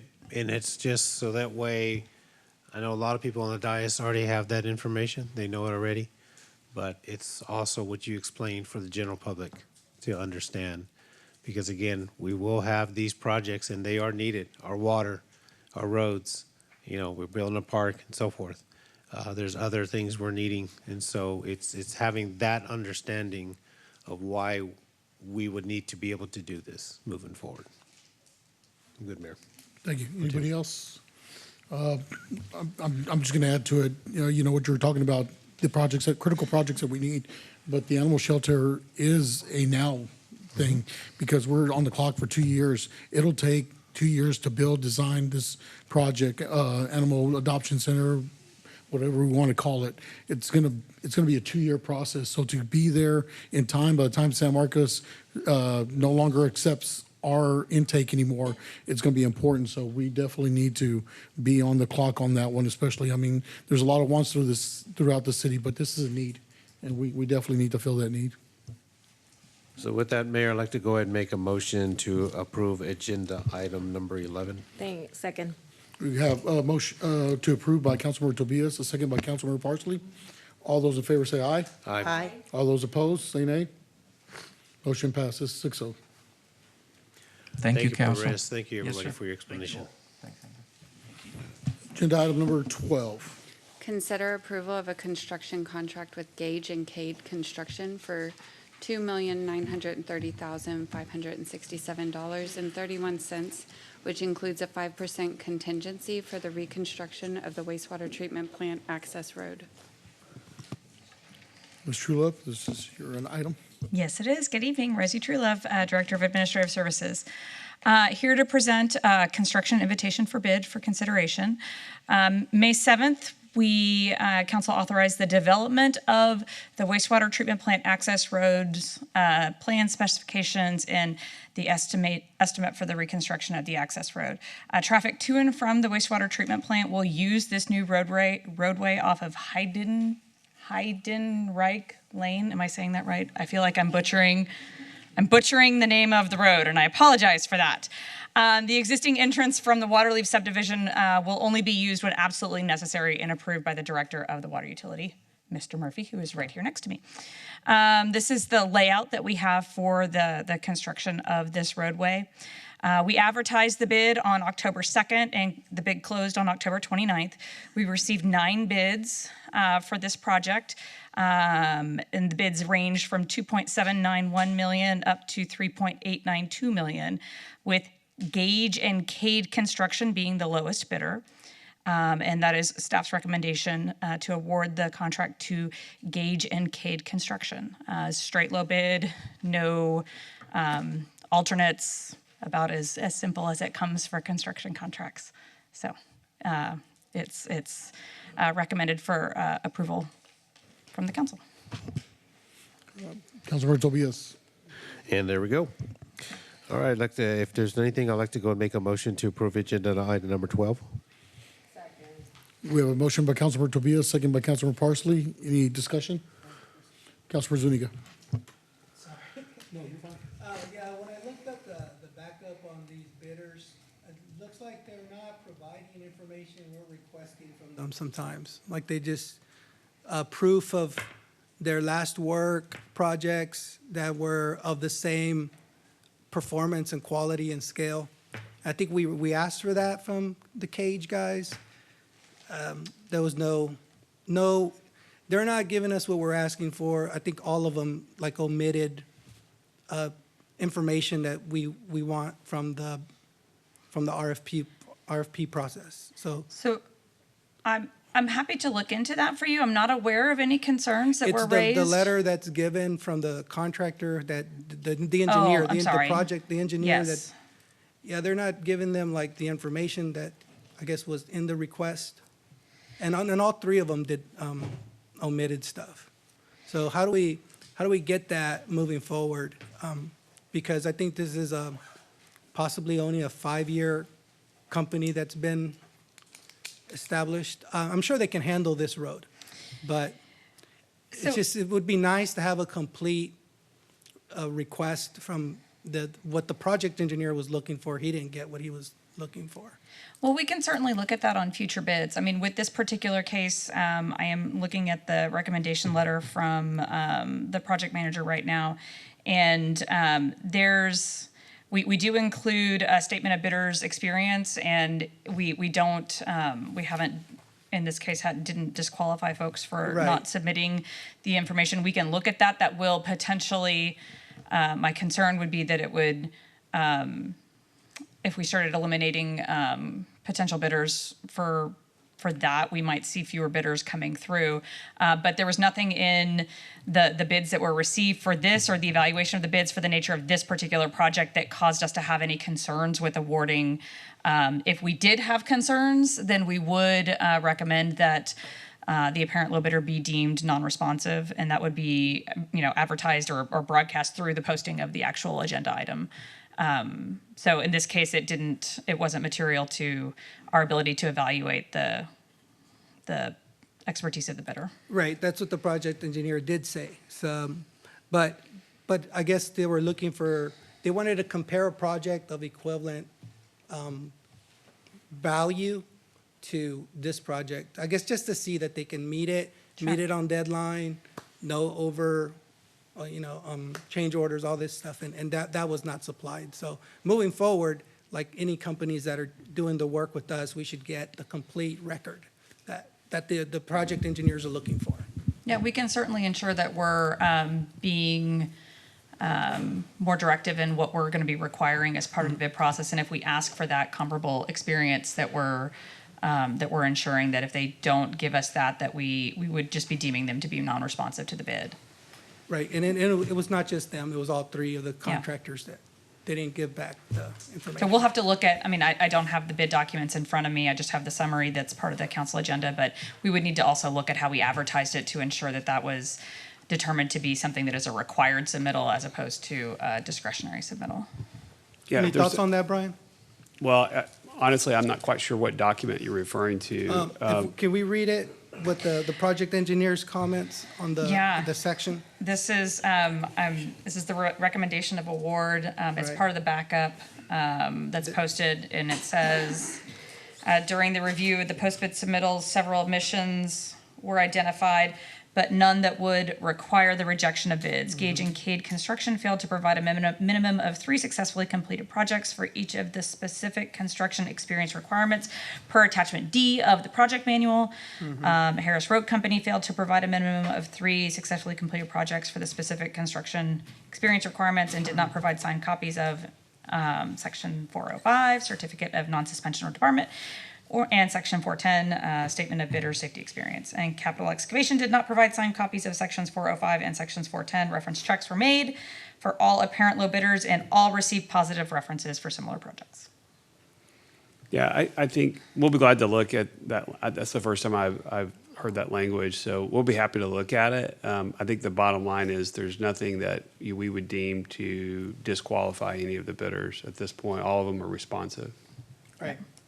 One thing you typically see on construction contract bids is that a lot of times we'll have in our bid document references to certain errors that are automatically disqualifying and other errors that may be disqualifying depending on the facts and circumstances of the entire bid. And so it seems like these were more of the maybe as opposed to the would-be. Right. Yeah, my concern would have been like that they can do trenching and drainage, and the things that the engineer is looking for. If that's missing parts, that's all got to be, they have to feel confident that they've done this before, right? And I think what the engineer is saying in their recommendation letter is that they're confident that Right. they've met the experience requirements that are necessary for the project. And that's part of the assurances that we're looking for from our engineers that work on the design. I have a quick question. Councilor Parsley? What's the length of the road that will be reconstructed? Ooh, that's a good question. How many? 2,200 feet is what Mr. Murphy says. And that road only goes from that hide and right connecting to the pad, the dumpster pad? That's what we're doing, correct? And this is the road that takes the dumpsters away from the neighborhood, from going through the neighborhood, through Waterleaf neighborhood. It's now Yeah. going through a back road. All right, I just got excited because I saw the hide and right in there, didn't I?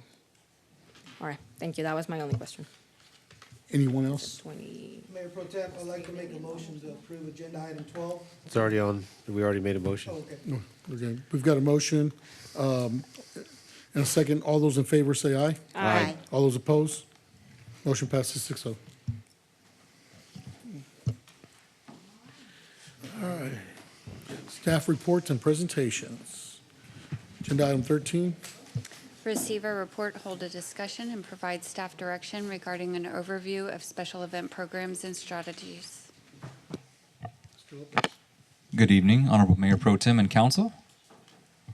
David Lopez, Director of Parks and Recreation. Okay, so the raison d'etre for this actually a quick overview is we're going to go over the background or the raison d'etre for this presentation, the purpose, our business strategy for events and programs, a business analysis, some challenges, solutions, new ideas, and we're going to highlight our new recreation software as well as a path forward for our ever-increasing demand for co-sponsorships. All right, so it's a standard practice for Parks and Recreation to constantly evaluate the services we offer to ensure we're hitting the mark and meeting the evolving and growing customer needs. We also take into consideration council and community feedback, whether it comes from the dais, through social media, or through surveys. Council recently requested to see increased programming for Heroes Memorial Park, and so we're going to offer some solutions for that. Also, an increase in the co-sponsorships, as previously mentioned, has warranted a strategy for bringing those forward in the future. And we're going to be seeking council direction and feedback at the end of the presentation. Okay, so this is, I'm going to read you or the summary of the purpose, and I promise you this will be the only slide I read verbatim. Provide a business analysis of parks and recreation events and programs, focusing on strategies to meet customer needs, address challenges, and continue to deliver the highest quality experience for the community.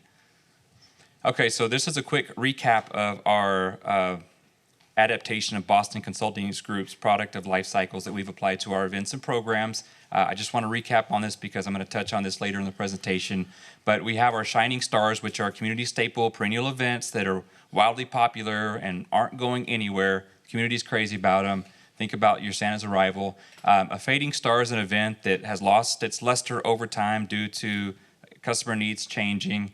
And we would evaluate those events to potentially free up some funding for our Rising Stars, which are programs or events like, say, Grinch Fest, and to support those within 1 year to pilot it, for instance, and see if it'll generate the steam momentum that we anticipate.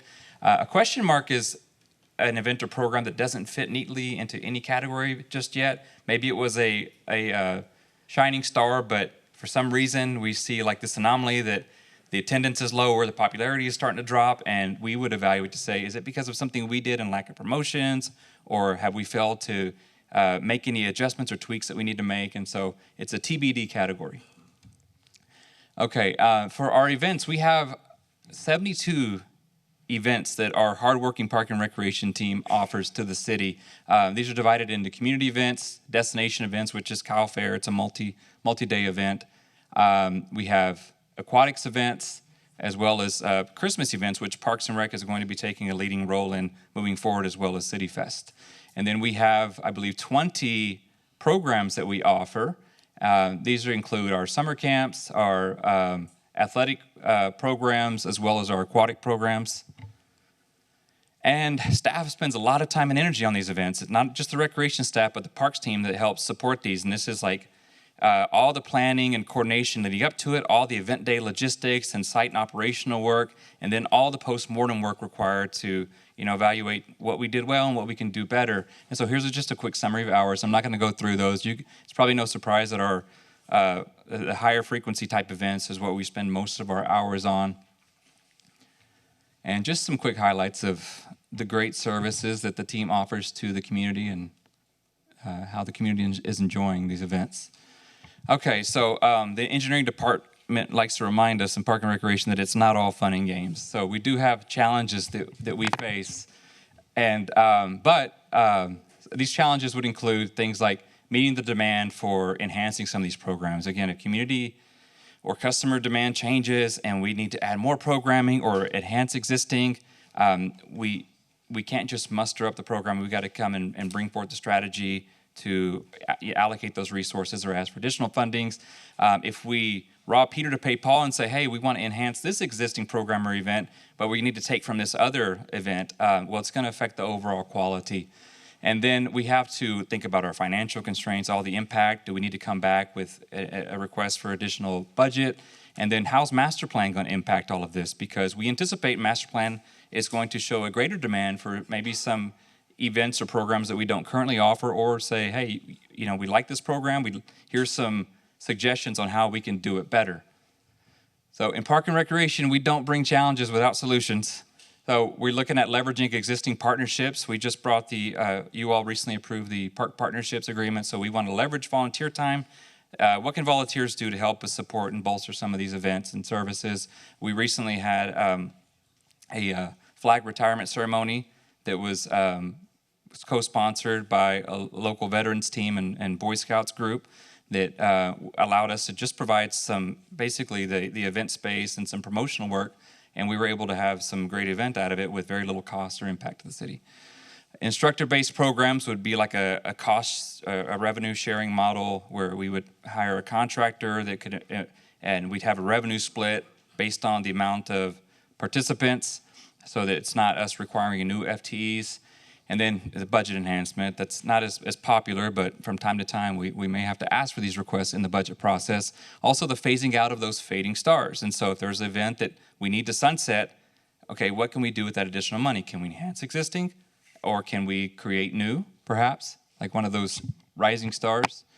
And then looking at partial third-party contracting, we recently did a presentation on Kyle Fair, and we talked about maybe hiring a firm to manage the musicians to free staff to do other quality value-added services for that event. And then wanted to talk to you guys about our new exciting recreation software, which is also making us more efficient, which means less overhead time that we can free up for other services. So this Rec Desk launched on October 12th, and some of the key features are online registrations. Whether you're a participant or a vendor, you can sign up and register online. You can streamline your family, the customer can streamline their booking, so you have all of your booking history. You don't have to re-enter information. Everything is stored for you, makes it quick, easy, and efficient. Then having online payments available, so we don't have to spend all the administrative time doing the cash handling and internal controls involved in that, as well as I mentioned the vendor applications, make it really easy. It's coming soon, but make it really easy for vendors to sign up for events like market days, and then for volunteers to register. Volunteering is tough enough and it's in itself, and we want to make it easy for folks to partner with the city, and Rec Desk allows us to do that. Also, there's a transparency in calendar, so if you're not sure if there's some kind of a conflict or if there's availability, the online calendar says, hey, this is free on this date, and there's no questions or need to call staff to help, to fill those calls. So, in summary, this is really, it's a user-friendly system, and it's easy on us. So here's just a quick some snippets of the dashboards and the public interface for Rec Desk. It's not really busy. It's very user-friendly, and staff is very happy about it, and so are our customers, we think. We have some new event programs and goals within existing budget. We want to partner with some local groups that you all see later in the year to provide things like maybe soccer clinics. We want to partner with a group that will help us enhance our recreational basketball programming. We want to do more with senior programs with maybe additional free time with the Krug building and the new Republic Drive building, offer more arts programming from Parks and Rec, enhance our teen programming. Teens are really hard to impact, but we had a lot of teen responses from we're getting those from our park survey. And so we're going to really be interested in hearing what the teens want. It's a hard group to connect with, but we feel confident that we're going to be able to provide what they need. Also for Heroes Memorial Park, again, you all wanted us to see what we can do more to enhance this great space to honor our heroes in the community and their legacies. So we want to do a Memorial Day programming moving forward. We want to focus on heroes recognition programs, and this is including but not limited to first responder candlelight events, heroes breakfast type events. As I mentioned earlier, the flag retirement ceremonies. The park is designed and built to host and facilitate these types of events. And we feel like we should be doing a 911 remembrance ceremony as the city of Kyle to remember that event and our fallen heroes. And also maybe expanding Veterans Day event. Right now we have the parade, but maybe we can have some overflow type events at Heroes Memorial Park. Okay, and then as mentioned earlier, co-sponsorship, we're getting a lot of additional requests for these, and we've been bringing those in recent months by resolution, by individual project, but it's like, hey, we have these perennial partners. Let's bring them next council meeting as a bundle item for consideration. These would include our partnerships with the fire department, St. Anthony's, CERT, KPD, Hats Off for Veterans, and the Boy Scouts and the local veterans group for flag burning ceremonies. And at this time, I'll take any questions or feedback from City Council. And it's a flag retirement ceremony. Flag retirement ceremony. Okay, go. Thank you. Yeah, we'll definitely get a phone call on that one. Thank you. You're welcome. Anyone have any questions? Councilor Tobias. Great. Yeah, great ideas that we're looking at, especially for the Heroes Memorial. That has always been one of the things that I've really feel dear about. I know a council member, partially same thing. But just right off the bat, to all the parks people, Claudia, Amy, Sheba, Benito, all your crew, okay, Rachel, Lauren, everybody. Thank you, thank you, thank you for all your hard work all year long. I've been out there and I see you guys riding around on the four-wheelers with the walkie-talkies, trying to get things going, and they knock it out, David. Especially at the Christmas event and at the Veterans and at the Syntex Fest over there back in May. And Rachel, you too. You guys really, really, it's true. You guys are stressed. You're burned out because, I mean, that's a lot. 6 in the morning till 1 o'clock at night for 3 days in a row. That's a lot. So thank you from the bottom of my heart of everything you guys do. Thank you so much for all your hard work. Heroes Memorial Park, we can get some of those programs going again. I know I've also liked to talk about like during Police Week in May. So we could look at doing something there. I brought that up to the chief before. It's great that we're looking at doing a Memorial Day and Veterans Day expansion on that as well. As far as the co-sponsors, we can just continue to reach out to other nonprofit groups to see if they want to be able to help out. I think when we have the backpack event, I know Robert Rizzo's out there with Commissioner Cohen. They're always helping out with the Kiwanis and the Central Texas Food Bank. Those kind of events are those type of partnerships there. Volunteering was good. I saw a bunch of laymen and high school kids out there volunteering at the the Christmas event and at the park. Yeah, so it's just building those relationships again with our school district and the kayak group and so forth. But we're doing great, and want to thank all y'all for y'all's hard work. So, Thank you. Anybody else? Councilor Parsley. So I am one of those that complain about this system that we had before. In order to do registrations for any of the events, it was a headache. And then I'm one of those that I forget my username all the time, unless I use the same one for everything.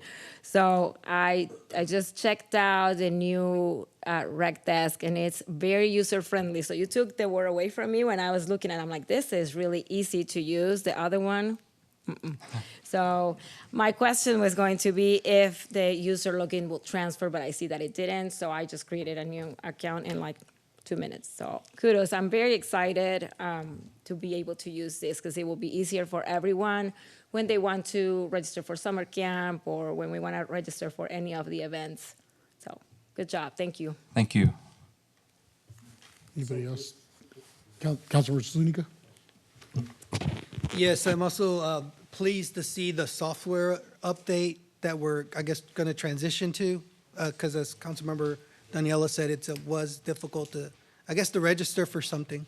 And also want to kind of echo the same things Councilmember Tobias said. Our parks employees put in a lot of work. So how can we, because I noticed at the Christmas lighting, there was a lot of teen volunteers, but how do we help prevent their burnout moving forward? Like what do you have in mind to give them, I guess, more help so that they don't spend so many hours at our events, so that they have their resting time as well?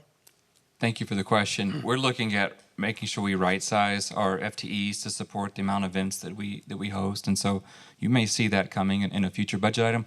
Also, as you mentioned, continue to bolster that with volunteers. A lot of these students need those hours.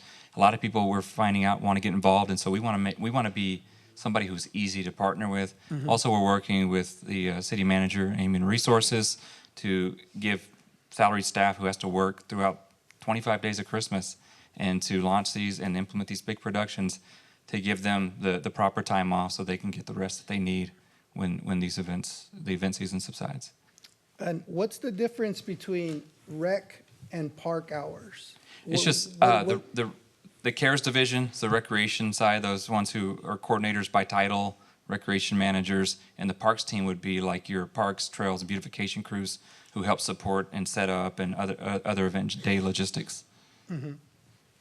Okay, thank you, David. Those are the questions I had here. Yes, sir. You're welcome. Just one more follow-up on the software. When you set up your account, like let's say Daniela did, and she registers her kids to do an event, will those automatically send her a notification next summer, like, hey, you register now for summer camp, we had you on the list or whatever? Is it gonna remember in real time, like, all their information, especially if they attended a reading story or an event at the library where they had the what do you call it, the snakes exhibit that comes in? That's pretty cool. Will it give those automatic reminders to the parents or to the residents to where they can sign up again, or kind of like gives them a heads up of what's coming up new? It will capture the registration history, so they'll be able to track everything they've signed up for, but I don't think that it sends out notifications that there's an upcoming event. There's a lot of modules and features of the software. It's something we can look into. But you can select to receive text notifications. Oh, okay. There you go. 'Cause I Okay. just clicked. All right. Perfect. That way. Councilmember Parsley may know more about this There than you I go. do. She's our tech queen. She's our Look, tech queen. I struggle with the other system. I complained about it several times. It gave me headaches, so it looks very good. Thank you. David, I just want to follow up by reiterating everything everyone said on the dais.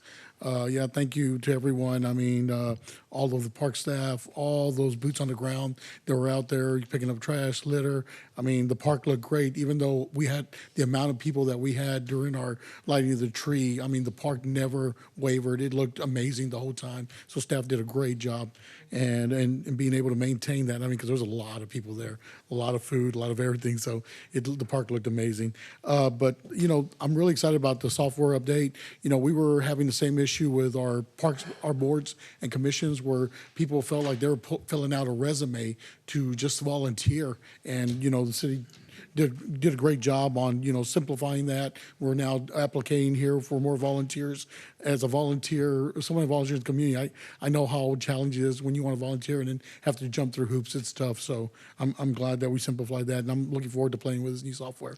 I'm excited. So it'll be great, and it saves so much staff time. I mean, staff has so much to do already. So anytime we can find ways of saving time and do it efficiently, it also saves us money. So it's great as a city. But yeah, just thank you. Thank you. This is I'm looking forward to playing with the software. So it'll be great. Thank you, Mayor Pro Tem. I second everything that everybody has said. I have enjoyed my time on the Parks Board and working with parks. It's my passion. I'm really looking forward to our master plan. I'm looking forward to having a plan for the optimization of our parks. For instance, La Verde is so underutilized, and I see Buda Amphitheater holding these events once or twice a week out there, and I'm just jealous. So I think that we will cover a lot of that in the master plan, to look at what's underutilized, what's overutilized, what we need more of. So that will be an asset. Thank you all. Thank you, Councilmember. No more questions? All right, David, thank you. Thank you. Appreciate it. Agenda item number 14.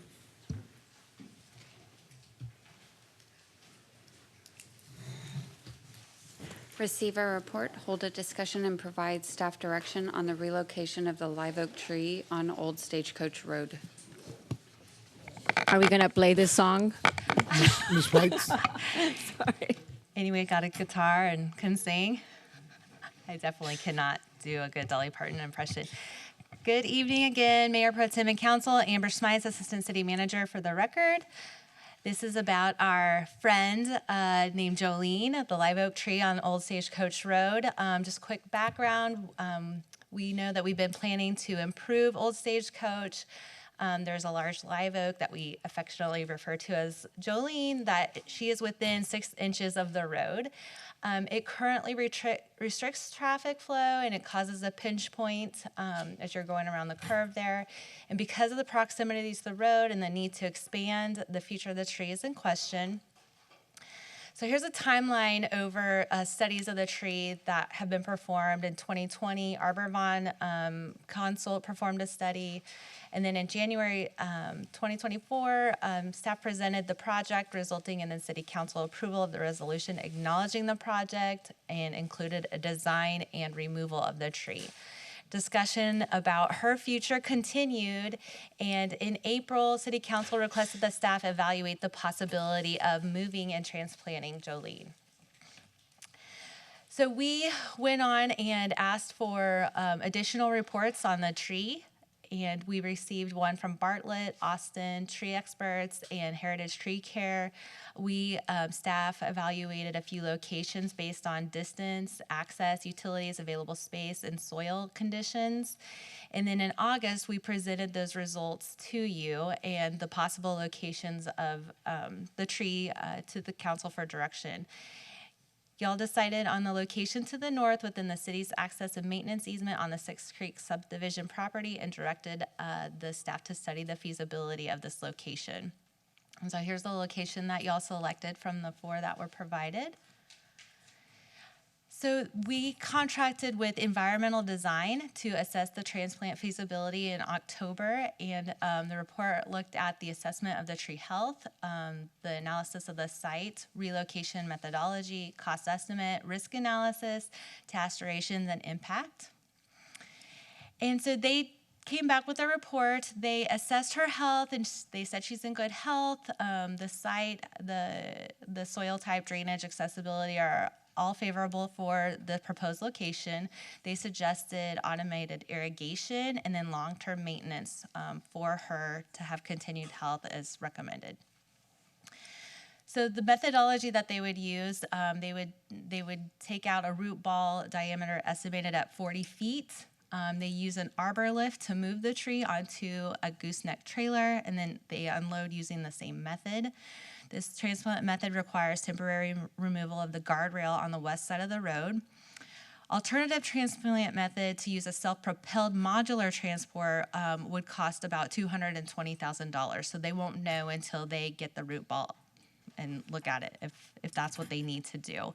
And then they suggested a temporary one-way road with alternating lights at each end, but staff is not recommending this temporary one-way road. We recommend full road closure because of the safety. So here's what the arbor lift looks like. Here's what they've done in other projects. Here's the relocation plan. So the yellow indicates where we would have to take out the pavement to remove her.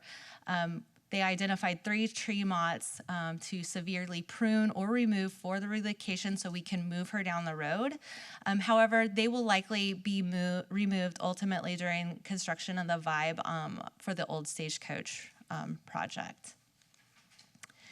The cost estimate that they provided did not include right-of-way management, permitting, temporary road construction with drainage, temporary guardrail removers, safety measures,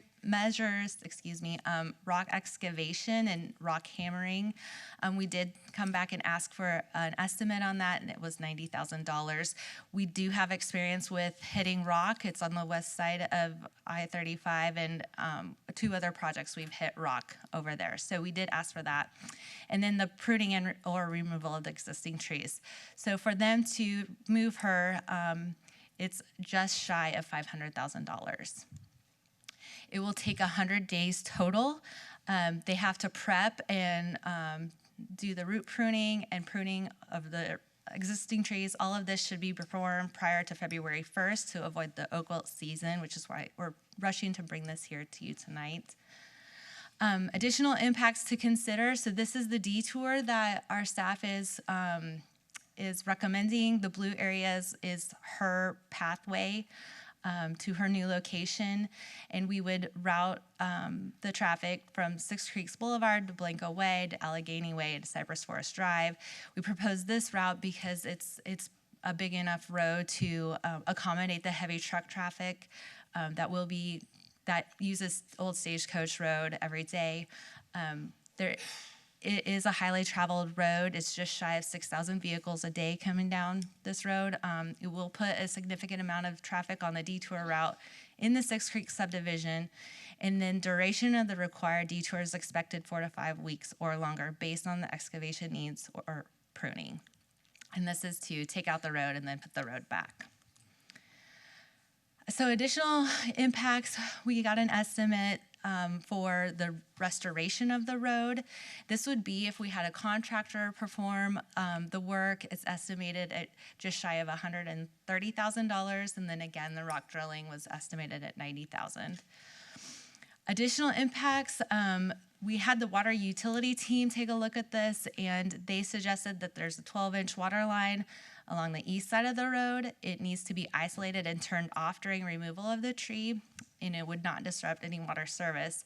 However, when we go to replant the tree, there's an 8-inch water main along Coyote Creek Way, and it will need to be shut off. Isolating this line will cause disruption of water service for approximately 14 homes. To minimize disruption, we're going to add a valve, and it would be installed near the cul-de-sac on Coyote Creek Way. This will cost about $5,000 in materials and reduce disruption of service to a few hours for the 14 homes. So in summary, the total cost could be a minimum of $730,000. Again, the tree relocation is $499,000. We took in the lower transporter method in the $499,000. The road restoration costs at $129,000. Our new valve at $5,000, rock drilling at $90,000, and then a water impact fee meter cost about $6,000. Additional impacts would be the traffic detour and road closure, disruption of water service for the 14 homes, water service during restrictions, and aftercare of Jolene, and then her chance of survival. All things for you all to consider tonight. Here are some of the options that we came up with. You could direct staff to move forward with the bidding of the tree transplant. You could choose not to move forward with relocation efforts and allow tree removal to proceed. You could ask for a development of an artistic piece or marker placed near her current location to identify and describe the cultural significance of the location of the tree and of Jolene to Kyle. You could plant trees or acquire land for long-term conservation and ecological services, and anything other that you all would like to come up with. And so I'm here for feedback and questions. Any questions, Councilmember? Yeah, I had kind of a statement rather than a question. I promise to keep it at 3 minutes or less. What is known as Old Stagecoach Road has a long history, beginning with the indigenous groups following game migrations and water sources. In 1691, what became known as the upper route of the Camino Real was first used by Spaniards and missionaries as early as 1691. In the mid-1800s, stagecoaches began using this well-traveled road. It is likely that the live oak tree we are discussing has been witness to all of these travelers.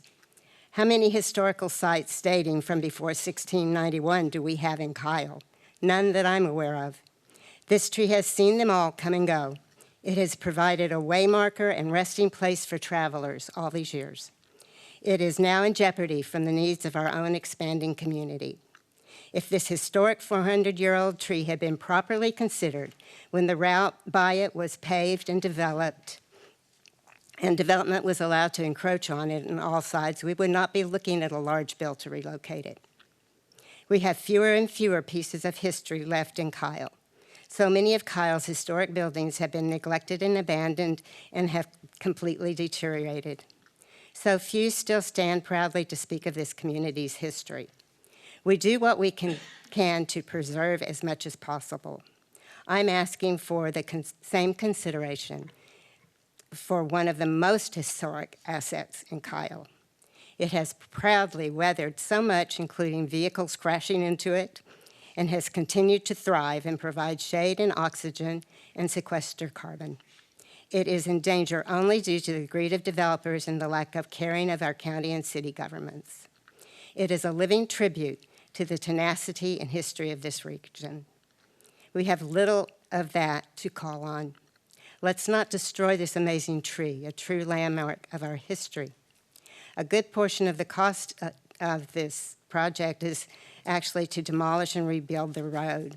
To me, it would make sense to move the tree just before that segment of the road bond project starts, rather than having to remove and rebuild the road. In fact, relocation of this tree should have been included in the road bond. Funding should come from the road bond contingency fund. Thanks. Anyone else? Discussion? Councilmember Heiser?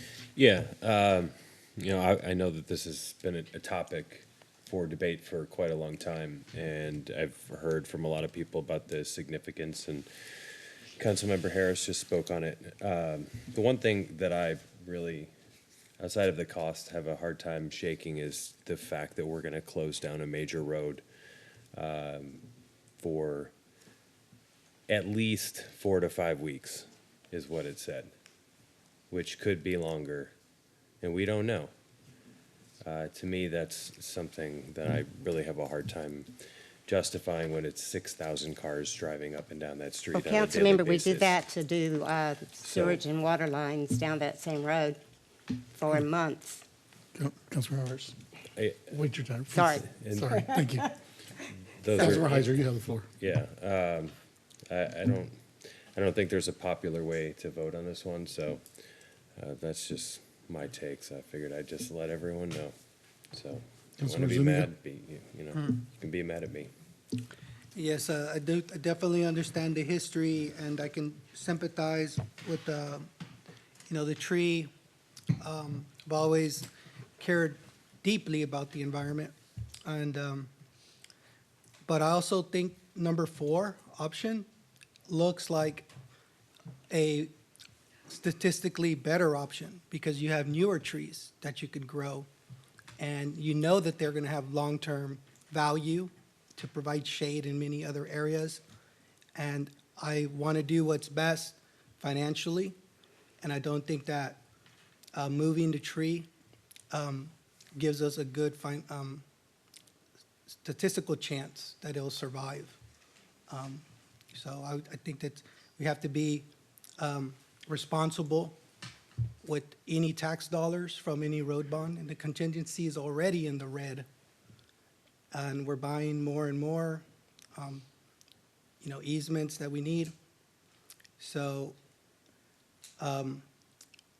the safe path is to buy more younger trees and spread them out. And you're still benefiting the environment in that way. And then we can do something to honor this tree that does have to be removed in some other way. Those would be my thoughts. Councilmember Parsley? I will vote for option 2, 3, and 4. So do not move forward with relocation. I think that we should definitely do some artistic pieces out of the tree because of the history it has, and definitely use the same funds. I mean, not even using the same funds, but I would be in favor of planting new trees, the right locations that will not have to be removed in 120 years. Anybody else? All right. Well, this is a tough one. Honestly, over a year ago, 2 years ago, when we were talking about this tree, I was probably ready to go cut this tree down myself. Because I've been driving around it my entire life. I mean, many of the old residents here in Kyle don't really care to drive around that tree anymore, so we've been driving around our whole lives. But the more I think about it, and I think about some of the preservation that I've worked on now, being a part of the Hays County Historical Commission, I'm starting to get a deeper understanding of how important it is to preserve our history, starting with the old well that's on Stagecoach, where we had stagecoaches, we had military people coming by to water their horses. They were, there's a lot of history up on Stagecoach. When people think about Kyle, people think about the water tower, but really think about Stagecoach Road, why the significance of that is.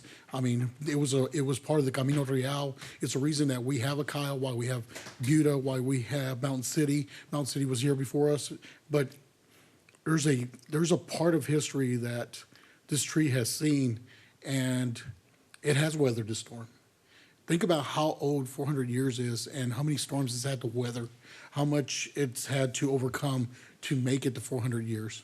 It's, for me, I've definitely had a change of heart on this. If there's a chance to move this tree. It's not going to be the popular vote, but sometimes we don't make the popular vote. We make the right vote. And preserving history and preserving, part of Kyle, this tree is Kyle, A lot of people don't know what the history is, but it's about being a part of the Camino Real, being in the area of Stagecoach, where stagecoaches used to run back and forth and carry our citizens. I just keep thinking about, the historical significance and all the history this tree has seen, and it's still going to see more if we do this right. This is probably a difficult vote for council. I understand that. It's not always a popular vote to take the hard vote. But for me, I think that preserving a part of Kyle's history is really important, especially because I've been born and raised here. 4 generations. That's a long time. For my family to be here, and this tree has seen everybody in my family grow up here. So it's. I kind of think we owe it a chance to survive. And I know the cost is big, but I'm hoping we can find some partners. It'd be great if the county we'd reach out to the county. Maybe they'd like to come out and help us as well with some of the cost. Reach out to some of our state legislatures. There's other dollars that are out there we could chase. Let's not explore every avenue to try to preserve this tree. If it's important, it's an important piece of history for Kyle. And as several council members have stated, there's things in here in Kyle that we've lost. And I'm thinking that this is one of those things that we can probably hold on to a little bit longer if we do it right. So just my spiel. Any motions? Can I ask Brian why no other organizations have come up? I think this conversation was had where Mayor Pro Tem Rizzo did ask if there was a way to partner with historic commissions or the county. Why are the dollars not being brought up to share the cost? Because it's also not, you have to be financially responsible with almost $1 million for a very small chance. So this is not even a 50-50 chance. So I want to make sure we're making a smart move as well. This is our tree. Can I say something? It's on our land, in our city. Right, but Why do we expect other Maybe people to because- come in and to Because the bail us question- out because- on the Because cost? we've already asked for it once, and we're asking for it again to get dollars from the county or other organizations. And I think that you're giving false hope, Mr. Rizzo. If no money's coming, then this is the decision. I'm not giving false hope. What I'm doing is, why are we having these conversations? Why are we not asking other entities to come in to help us? Mr. Bryan, answer the question. Well, I think the first thing for us was to understand what the real cost was. We came forward a few months ago and we had some basic ideas. We wanted to talk about location. The council decided to go with the location that Amber had pointed out. And we had to do some feasibility on what it would take to move the tree there. Would it even be successful to be moved there? And so that's really where we are. And we wanted to make sure you understood the cost, the operational impact, the impact to the surrounding areas of how you have to remove the trees, the road, closing the road. There's more than just the cost at stake. There's a lot of other factors that we wanted you to understand, and the survivability of the tree. It's certainly not 100%.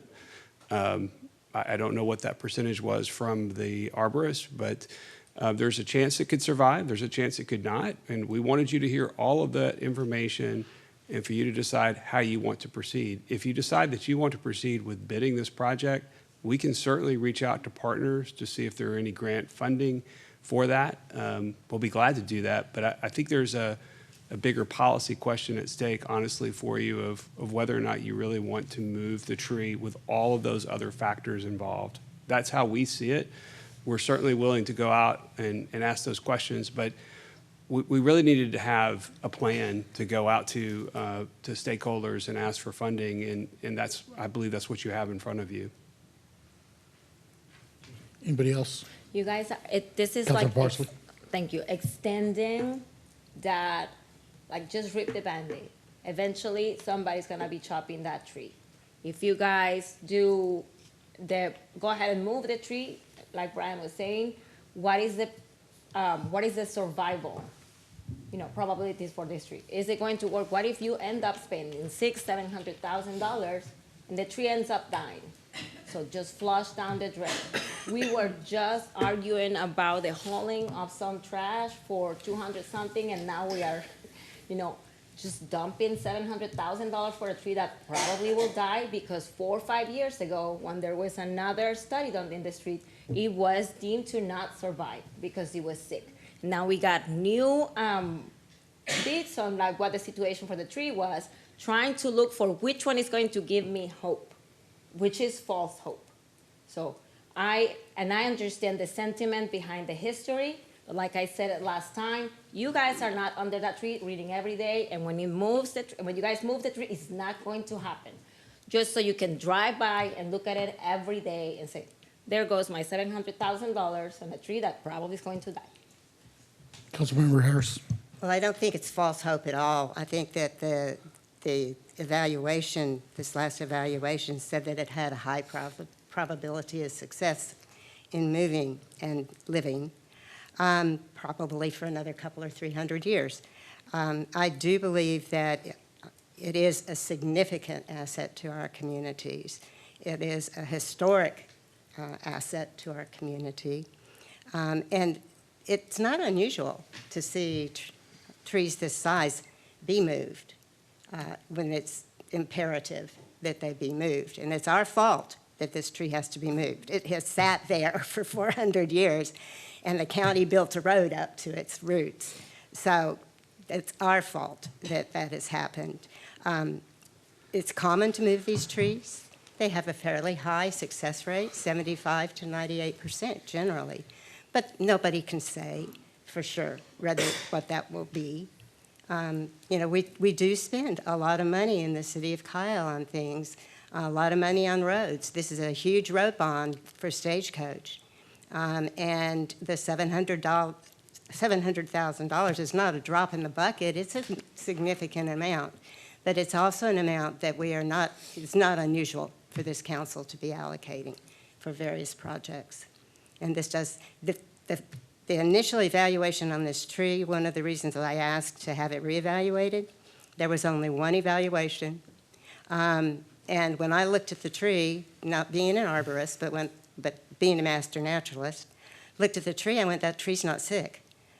That tree's viable. That tree could be saved. And we had one that said it was sick and in poor condition, and we now have four others that say it is not sick. It is in fair to good condition and can be moved. So I think that we've done due diligence on this tree. I think that it can be moved. I think it can be moved successfully. And I think that we will retain a significant historical asset by moving it. Any other discussion? Any motions? I'd like to move that we accept option 1, direct the staff to move forward with bidding the tree transplant. Do we have a second? I'll second it.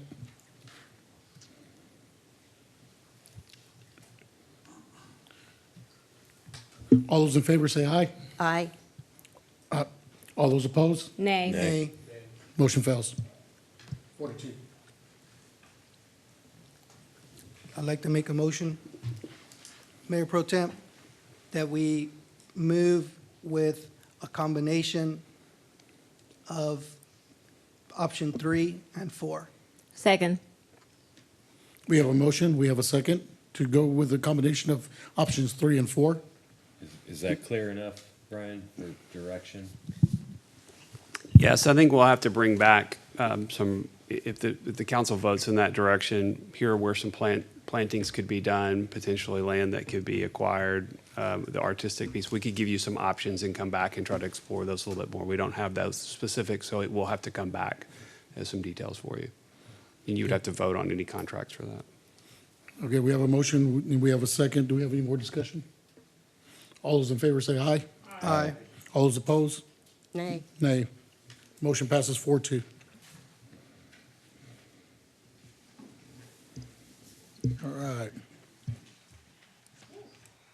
Item number 15.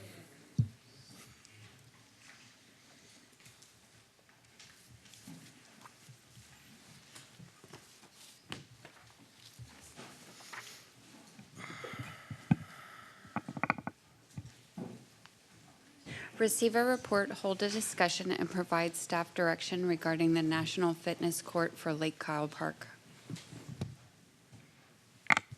All right, I'm going to be discussing the National Fitness Court, henceforth identified as the NFC. A quick overview, we're going to give a history on the project, a description, how and why we selected the location, an art component, proposed next steps, and we'll be taking direction and feedback. So a $25,000 grant was received for the fitness court that was applied for in 2021. In the same year, council approved receiving the grant with a match of $105,000 needed to construct the project. There were complications that stalled the project for some time with the original location slated for Workplace. The project was resurrected in April 2024, and at which time Park Board recommended a new location being Lake Kyle Park. The fitness court focuses on 7 movements. It's a full body workout in as little as 7 minutes. You can do more repetitions and have a longer extended workout, but if you're in a time crunch, 7 minutes will suffice. The project includes some flat work for a connector path as well as the foundation for the court. It needs to be ADA compliant, and the equipment needs to be installed by a certified NFC vendor, and there's an art component with graphics as part of the project. The graphics were designed by our in-house expert.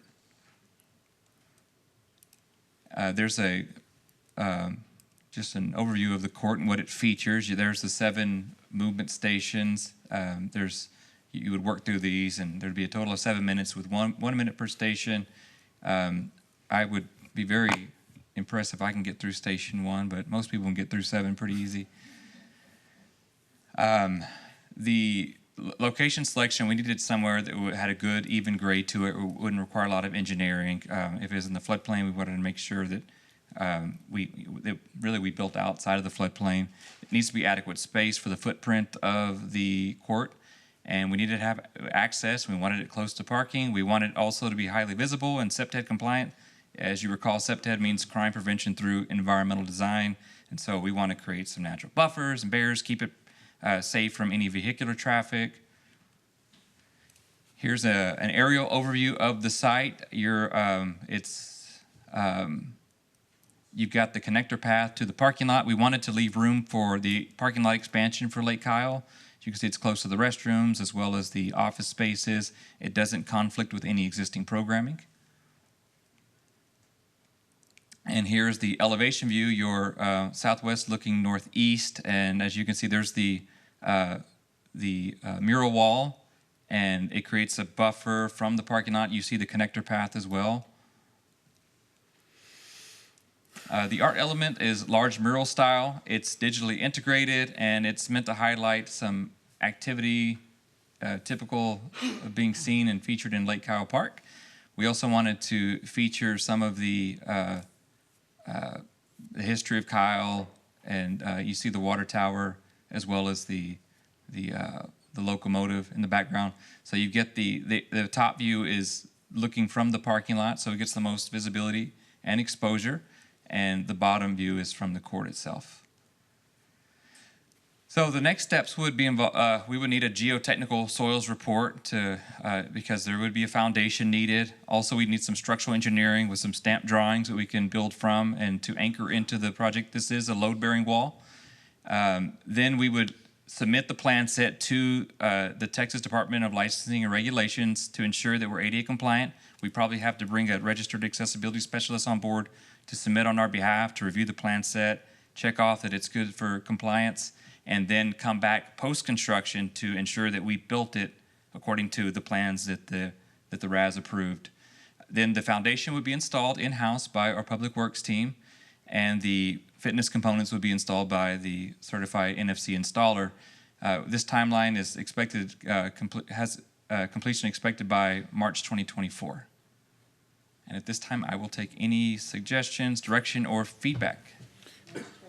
Any feedback? Councilmember Tobias. 2025. Thank you.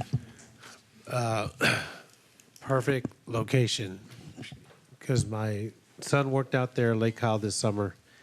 And if you haven't been out there in the morning around 7 o'clock, you got so many people that go running, they go jogging, they're like doing push-ups and sit-ups on the grass. That's a perfect area for that. So we're going to be expanding the parking lot a little bit further out, because I know there's some of our trucks that are parked in the dirt, right? Yes, sir. So we're going to expand it out, so it's going to be on that very edge corner of it? Yes. Okay. 'cause So I you know- see, the expansion would go in the Yeah. green space just at the top of the aerial view here. Okay. So if that's the area we're going to put it, let's also put a reminder when we have our festival. That's exactly where the buses are going to be driving by. So we got to make sure we have that space in between there, or we block it off, or it's not in the pathway, because there's a lot of that traffic that goes by there. So where was this we ordered this long time ago, didn't we? It's been in storage. It's been in storage, Yes. okay. Well, I'm so glad we're finally gonna put it to use. I know they got one over there in Auditorium Shores. It's really neat. A lot of people really get into it. Thank you. Yep, I'm excited for it. Finally gonna get it going. Finally. And this equipment came through a grant, didn't it? Yep. Yes, sir. Yeah, so it came through a grant. Really excited about this coming out there. One of the things I'd like to see is a couple of benches. I know when I'm working out, and I see a lot of people at the gym, when they're working out, per reps, you go and you take a break, you have a place to go sit down and then come do your next rotation, so I'd love to see a couple of benches around it, just, simple green ones that you'll have out in the trail system would work. Just somewhere people get between reps and repetitions, they'll be able to sit down and just recuperate and then go hit their next station. So that'd be cool. You want park benches so they can rest? That's good feedback. Thank No, you. He's like, come on. No, Get up. when you go to the gym, we've got benches Yeah, I all through know. the gym because you take a break between repetitions. I would need some benches. Yeah. We'll get some benches. Yeah, so- definitely. Sure. Yeah. That'd be great. So, yeah, if they got them in the gym, we need them here too. Awesome. We'll be good to see But, it. I think it's a great plan. I like where it's at. I'm glad that we're utilizing what, we acquired a while back through a grant, and it's not Yeah. sitting in a shelf anymore. That's gonna be awesome. Thank you, Yeah, David. Yes, yeah, sir. we won that grant in 2020. It was Yeah. like 40,000. Yep, it was supposed to be on the Vibe Trail. It was given to us. Yeah. Yep. Yeah, I got some questions too. Councilor Zuniga? So my concerns are that it's not really aesthetically the way I would like to see it. I mean, I know y'all said it looks like a great location, but I passed by that location, and what I like to see is just a natural lake area.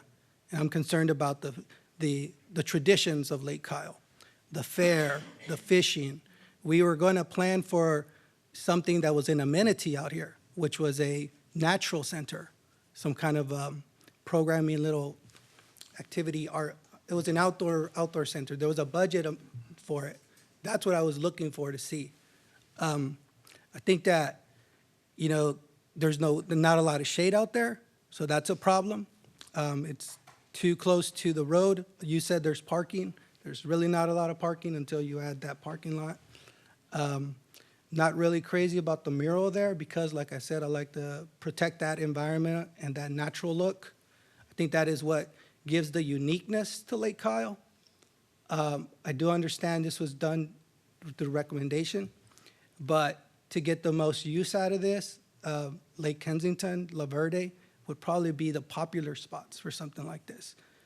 Thinking about to get more people to use it because we already have steeplechase right across from it. So that's already a heavily used part where people can run and have activities. The other thing I've seen at Lake Kyle is tournaments. This last summer, I saw flag football tournaments.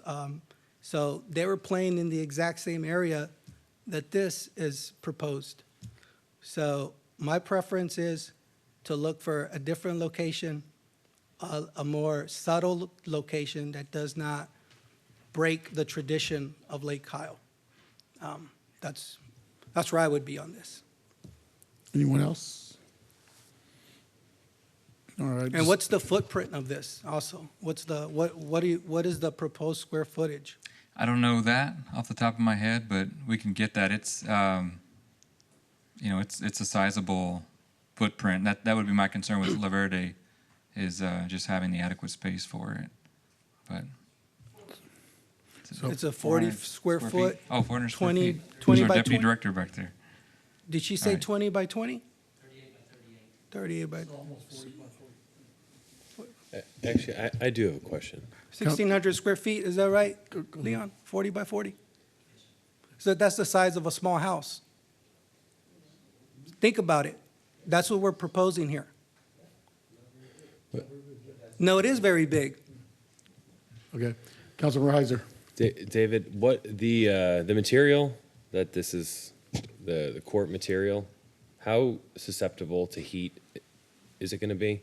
Because as I look at these pictures and I see knees on the ground and elbows on the ground, I don't know anyone who would want to put their body parts on the ground when it's 100 plus degrees outside and it's going to feel even hotter. Yeah, Councilmember, we recognize this feature would probably require some shade. Like a moving forward, shade because structure that covers the whole thing? You could do a cantilever shade style, just enough to, so during the warmest times of day when the sun is high, that there's protection. Anyway, that would be anywhere we would install it. Sounds good. Yeah, well, I'm excited that this is going in this area because we're always advocating for more stuff on the east side. So I'm glad that this park is getting this, court. It's not an amenity. It's a small, I'm sorry, I have the floor. I just wanted to correct you. Yeah, I have the floor, Councilmember Zuniga. Okay. All right, I didn't interrupt you. I'll let you speak. So, I think it's a really good amenity you got me saying amenity now. But I think it's a really good piece for the lake. I mean, we have people out there all the time. I think it's going to be a really good place to put this. It's got the room. We've still got room to do more. If we want to add more infrastructure out there, we actually have the space out there. So we definitely can always expand. This is a very small footprint, not really worried about how much it's taking. The mural, just making sure we do our best on it, get the right artist on there.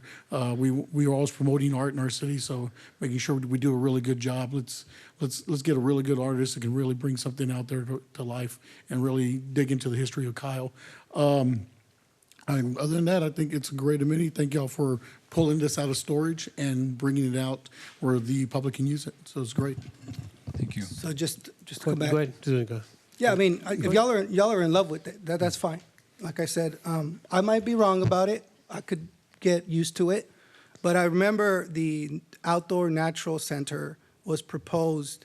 That's what I was looking for. Beautification. Things that are elements that improve the quality of Lake Kyle. That's what I'm looking for. All right? So do we have an update on where that is, that Outdoor Natural Center that was proposed at Lake Kyle, that was budgeted last year? I don't have an update for any nature center for Lake Kyle. I don't remember that being in the budget. It was, you weren't on the council. Yeah, I wasn't on council, but I'd like to I get a kind of watched. follow-up on that. Okay, that's separate from here, Ca- if you don't Ca- mind. Councilor It's all Tobias? related. Thank you. Councilor Tobias. I'm sure these things are designed to be able to hold the elements. And I'm hearing so many people say we need benches for people to rest, we need shade. What's the difference between you being out there and being in the middle of a basketball court with no shade? What's the difference between you being out there in a football field with no shade? Being on a baseball field with no shade, with football helmets on and everything else. This is something that would be used not on a very long term. It's basically a place where people can go and do some agility, some extra workouts, and just to have a setup to where you can be able to do some core exercises, and then you can move on with jogging or walking. Okay, so it seems like we want to be able to just cover this thing up because we don't want people to get hot or whatever, but if that's how some of you guys feel about Texas weather, but again, I've seen people use these things in the not so much middle of the day when it's 100 degrees, but in the evenings where people could use them a lot, and first thing in the morning, because it doesn't get hot till 10 o'clock, at least 80, 90. But again, I think this would be a small benefit, a big benefit or a small benefit for that area, because I've actually been out there in the mornings during summertime, and people are using the actual playground for working out and doing pull-ups. I've seen that before, so this would really kind of help. Yeah. Thank you. Cool. Yeah, I just want to touch on something you said. Well, the difference will be the surface, because when you're playing baseball, you're on the ground, you're on grass. When you're playing football, it's on grass. It doesn't have radiate the same temperature that concrete or turf would. So that's kind of what my concern with covering it up is a little bit. So it increases the temperature quite a bit. Yeah. When you stand on pavement, you stand on concrete, you can really feel it. Yeah. So, but I'm yeah. pretty sure that these things are designed Yeah. to help with that, and I'm pretty sure if it is hot, somebody would bring a towel or something to be able to utilize. I mean, I don't think they're going to be constantly on the ground, but All right. that's just Mr. my Rizzo. opinion. Thank you. Councilor Zuniga? David, did you have this incorporated in the master plan for Lake Kyle, or did this just get ahead of you before the master plan? So I want to make sure that that $5 million that's allocated to every park, that this is something that you have integrated to work to, that's going to be compatible and work well with each other. And that Yes. you're not in a situation where you've got to put this here, but now something you might have intended or planned that's better can't come anymore. So that it all works well. Yes, sir. It is, and it is within our budget. It wouldn't impact the master plan. In fact, all work needed would be within the city manager's threshold of approval. So it's a very minimal expense. Any more discussion? Any motions? Motion to adjourn. Do we have Yeah. to vote for this? Yeah. What do you need from us on this, Brian, just to move forward? Yeah, we wanted to make sure council knew about the project. We were glad to resurrect this project. I think it's one that's languished for a couple of years. And so we wanted to talk about the location, get general direction from the council. It sounds like the majority of the council is good with the location and would like us to proceed. And we'll get started to get it done. Sounds good. All right, David. Thank you. Brian. Thank you, David. All Is it right. possible that you can look for a secondary location just as a backup? Well, I think. I'm really trying to defend the aesthetics of Lake Kyle. I understand, Councilmember. I think I'm looking for the will of the council if you want me to proceed with this location or another. No, thank you, Mr. Heiser. And if the direction is to, for the record, I think the direction is for me to proceed at this location, correct? Not for me. Correct. Okay. All right, thank you. All right. Agenda item number 16. Consider directing the city manager to install a light meter on city facilities and evaluate potential improvements to ensure compliance with the Dark Skies Initiative. Once again, I promise to keep my comments to 3 minutes or less. Kyle has an opportunity to participate in the Texas and National Dark Sky Monitoring of Lighting. Participation would involve purchase and installation of a lighting meter and monthly download of the information from the meter to the Texas and National databases. Monitoring could be done by Kyle Park staff or under an agreement with the Hays County Master Naturalist. There are no expenses related to the program enrollment or reporting. The equipment would be a SQM meter, a continuous reading unit with solar charging, waterproof case, and all cables, software, everything needed for installation and monitoring would be about $425, including shipping, which is part of the, has a discount on that. The $425 is a discount using the Dark Sky purchase discount. The installation would be at a secure location to prevent tampering with unrestricted visibility to the sky above the unit. This unit is designed to track general ambient lighting above the city skyline. It does not monitor ground level lighting. Benefits to the city and the residents of Kyle include participation in an internationally recognized research project, gathering data on worldwide lighting issues, education opportunities for Kyle residents and city staff on importance of dark sky compliant lighting, an evaluation tool for City of Kyle to determine the effects of local ordinances and compliance and education efforts, potential improvements in Kyle residents' health. Excess lighting is known to be related to obesity, depression, anxiety, diabetes, heart disease, and cancer recovery. Potential improvements in overall health of the environment and ecosystems in Kyle. Excess lighting is related to the decline of multiple species of birds and insects, changing migration patterns, and their ability and the ability of all animal species to survive, plants to grow, and our food production. It is an excellent tool to partner with periodic ground-level site monitoring efforts. The Hayes Master Naturalist would be pleased to partner with the City of Kyle on downloading and servicing the monitor and uploading to state and national database. Hayes Master Naturalist and Hayes Friends of the Dark Sky would also be available to provide education to city staff and residents on dark sky issues.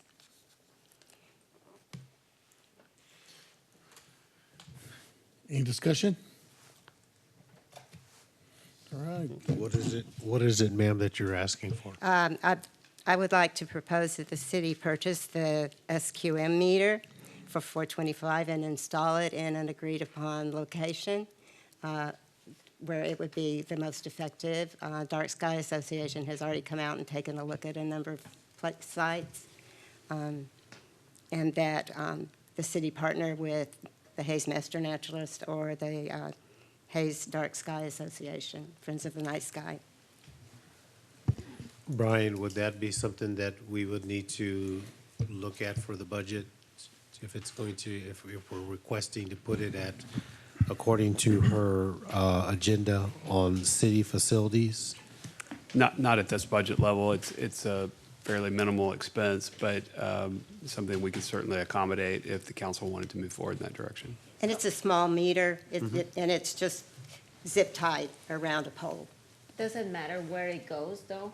Somewhat, yes. So who will determine the location? We've already discussed possible locations with Brian. There is a specialist in the Hayes Friends of the Dark Sky who's come out and we drove around the city and took a look at what would be good for the monitoring. We'd want to put it in a location that was meaningful to gather the right data, but also didn't interfere with any other equipment or facility needs that we had. Let's say, because we do have towers that need to be lit up because of the air traffic and everything else, just making sure that we're not putting somewhere that's going to ping us because we've got critical infrastructure that has to be lit up. Yeah, now this is just monitoring the high sky. Okay.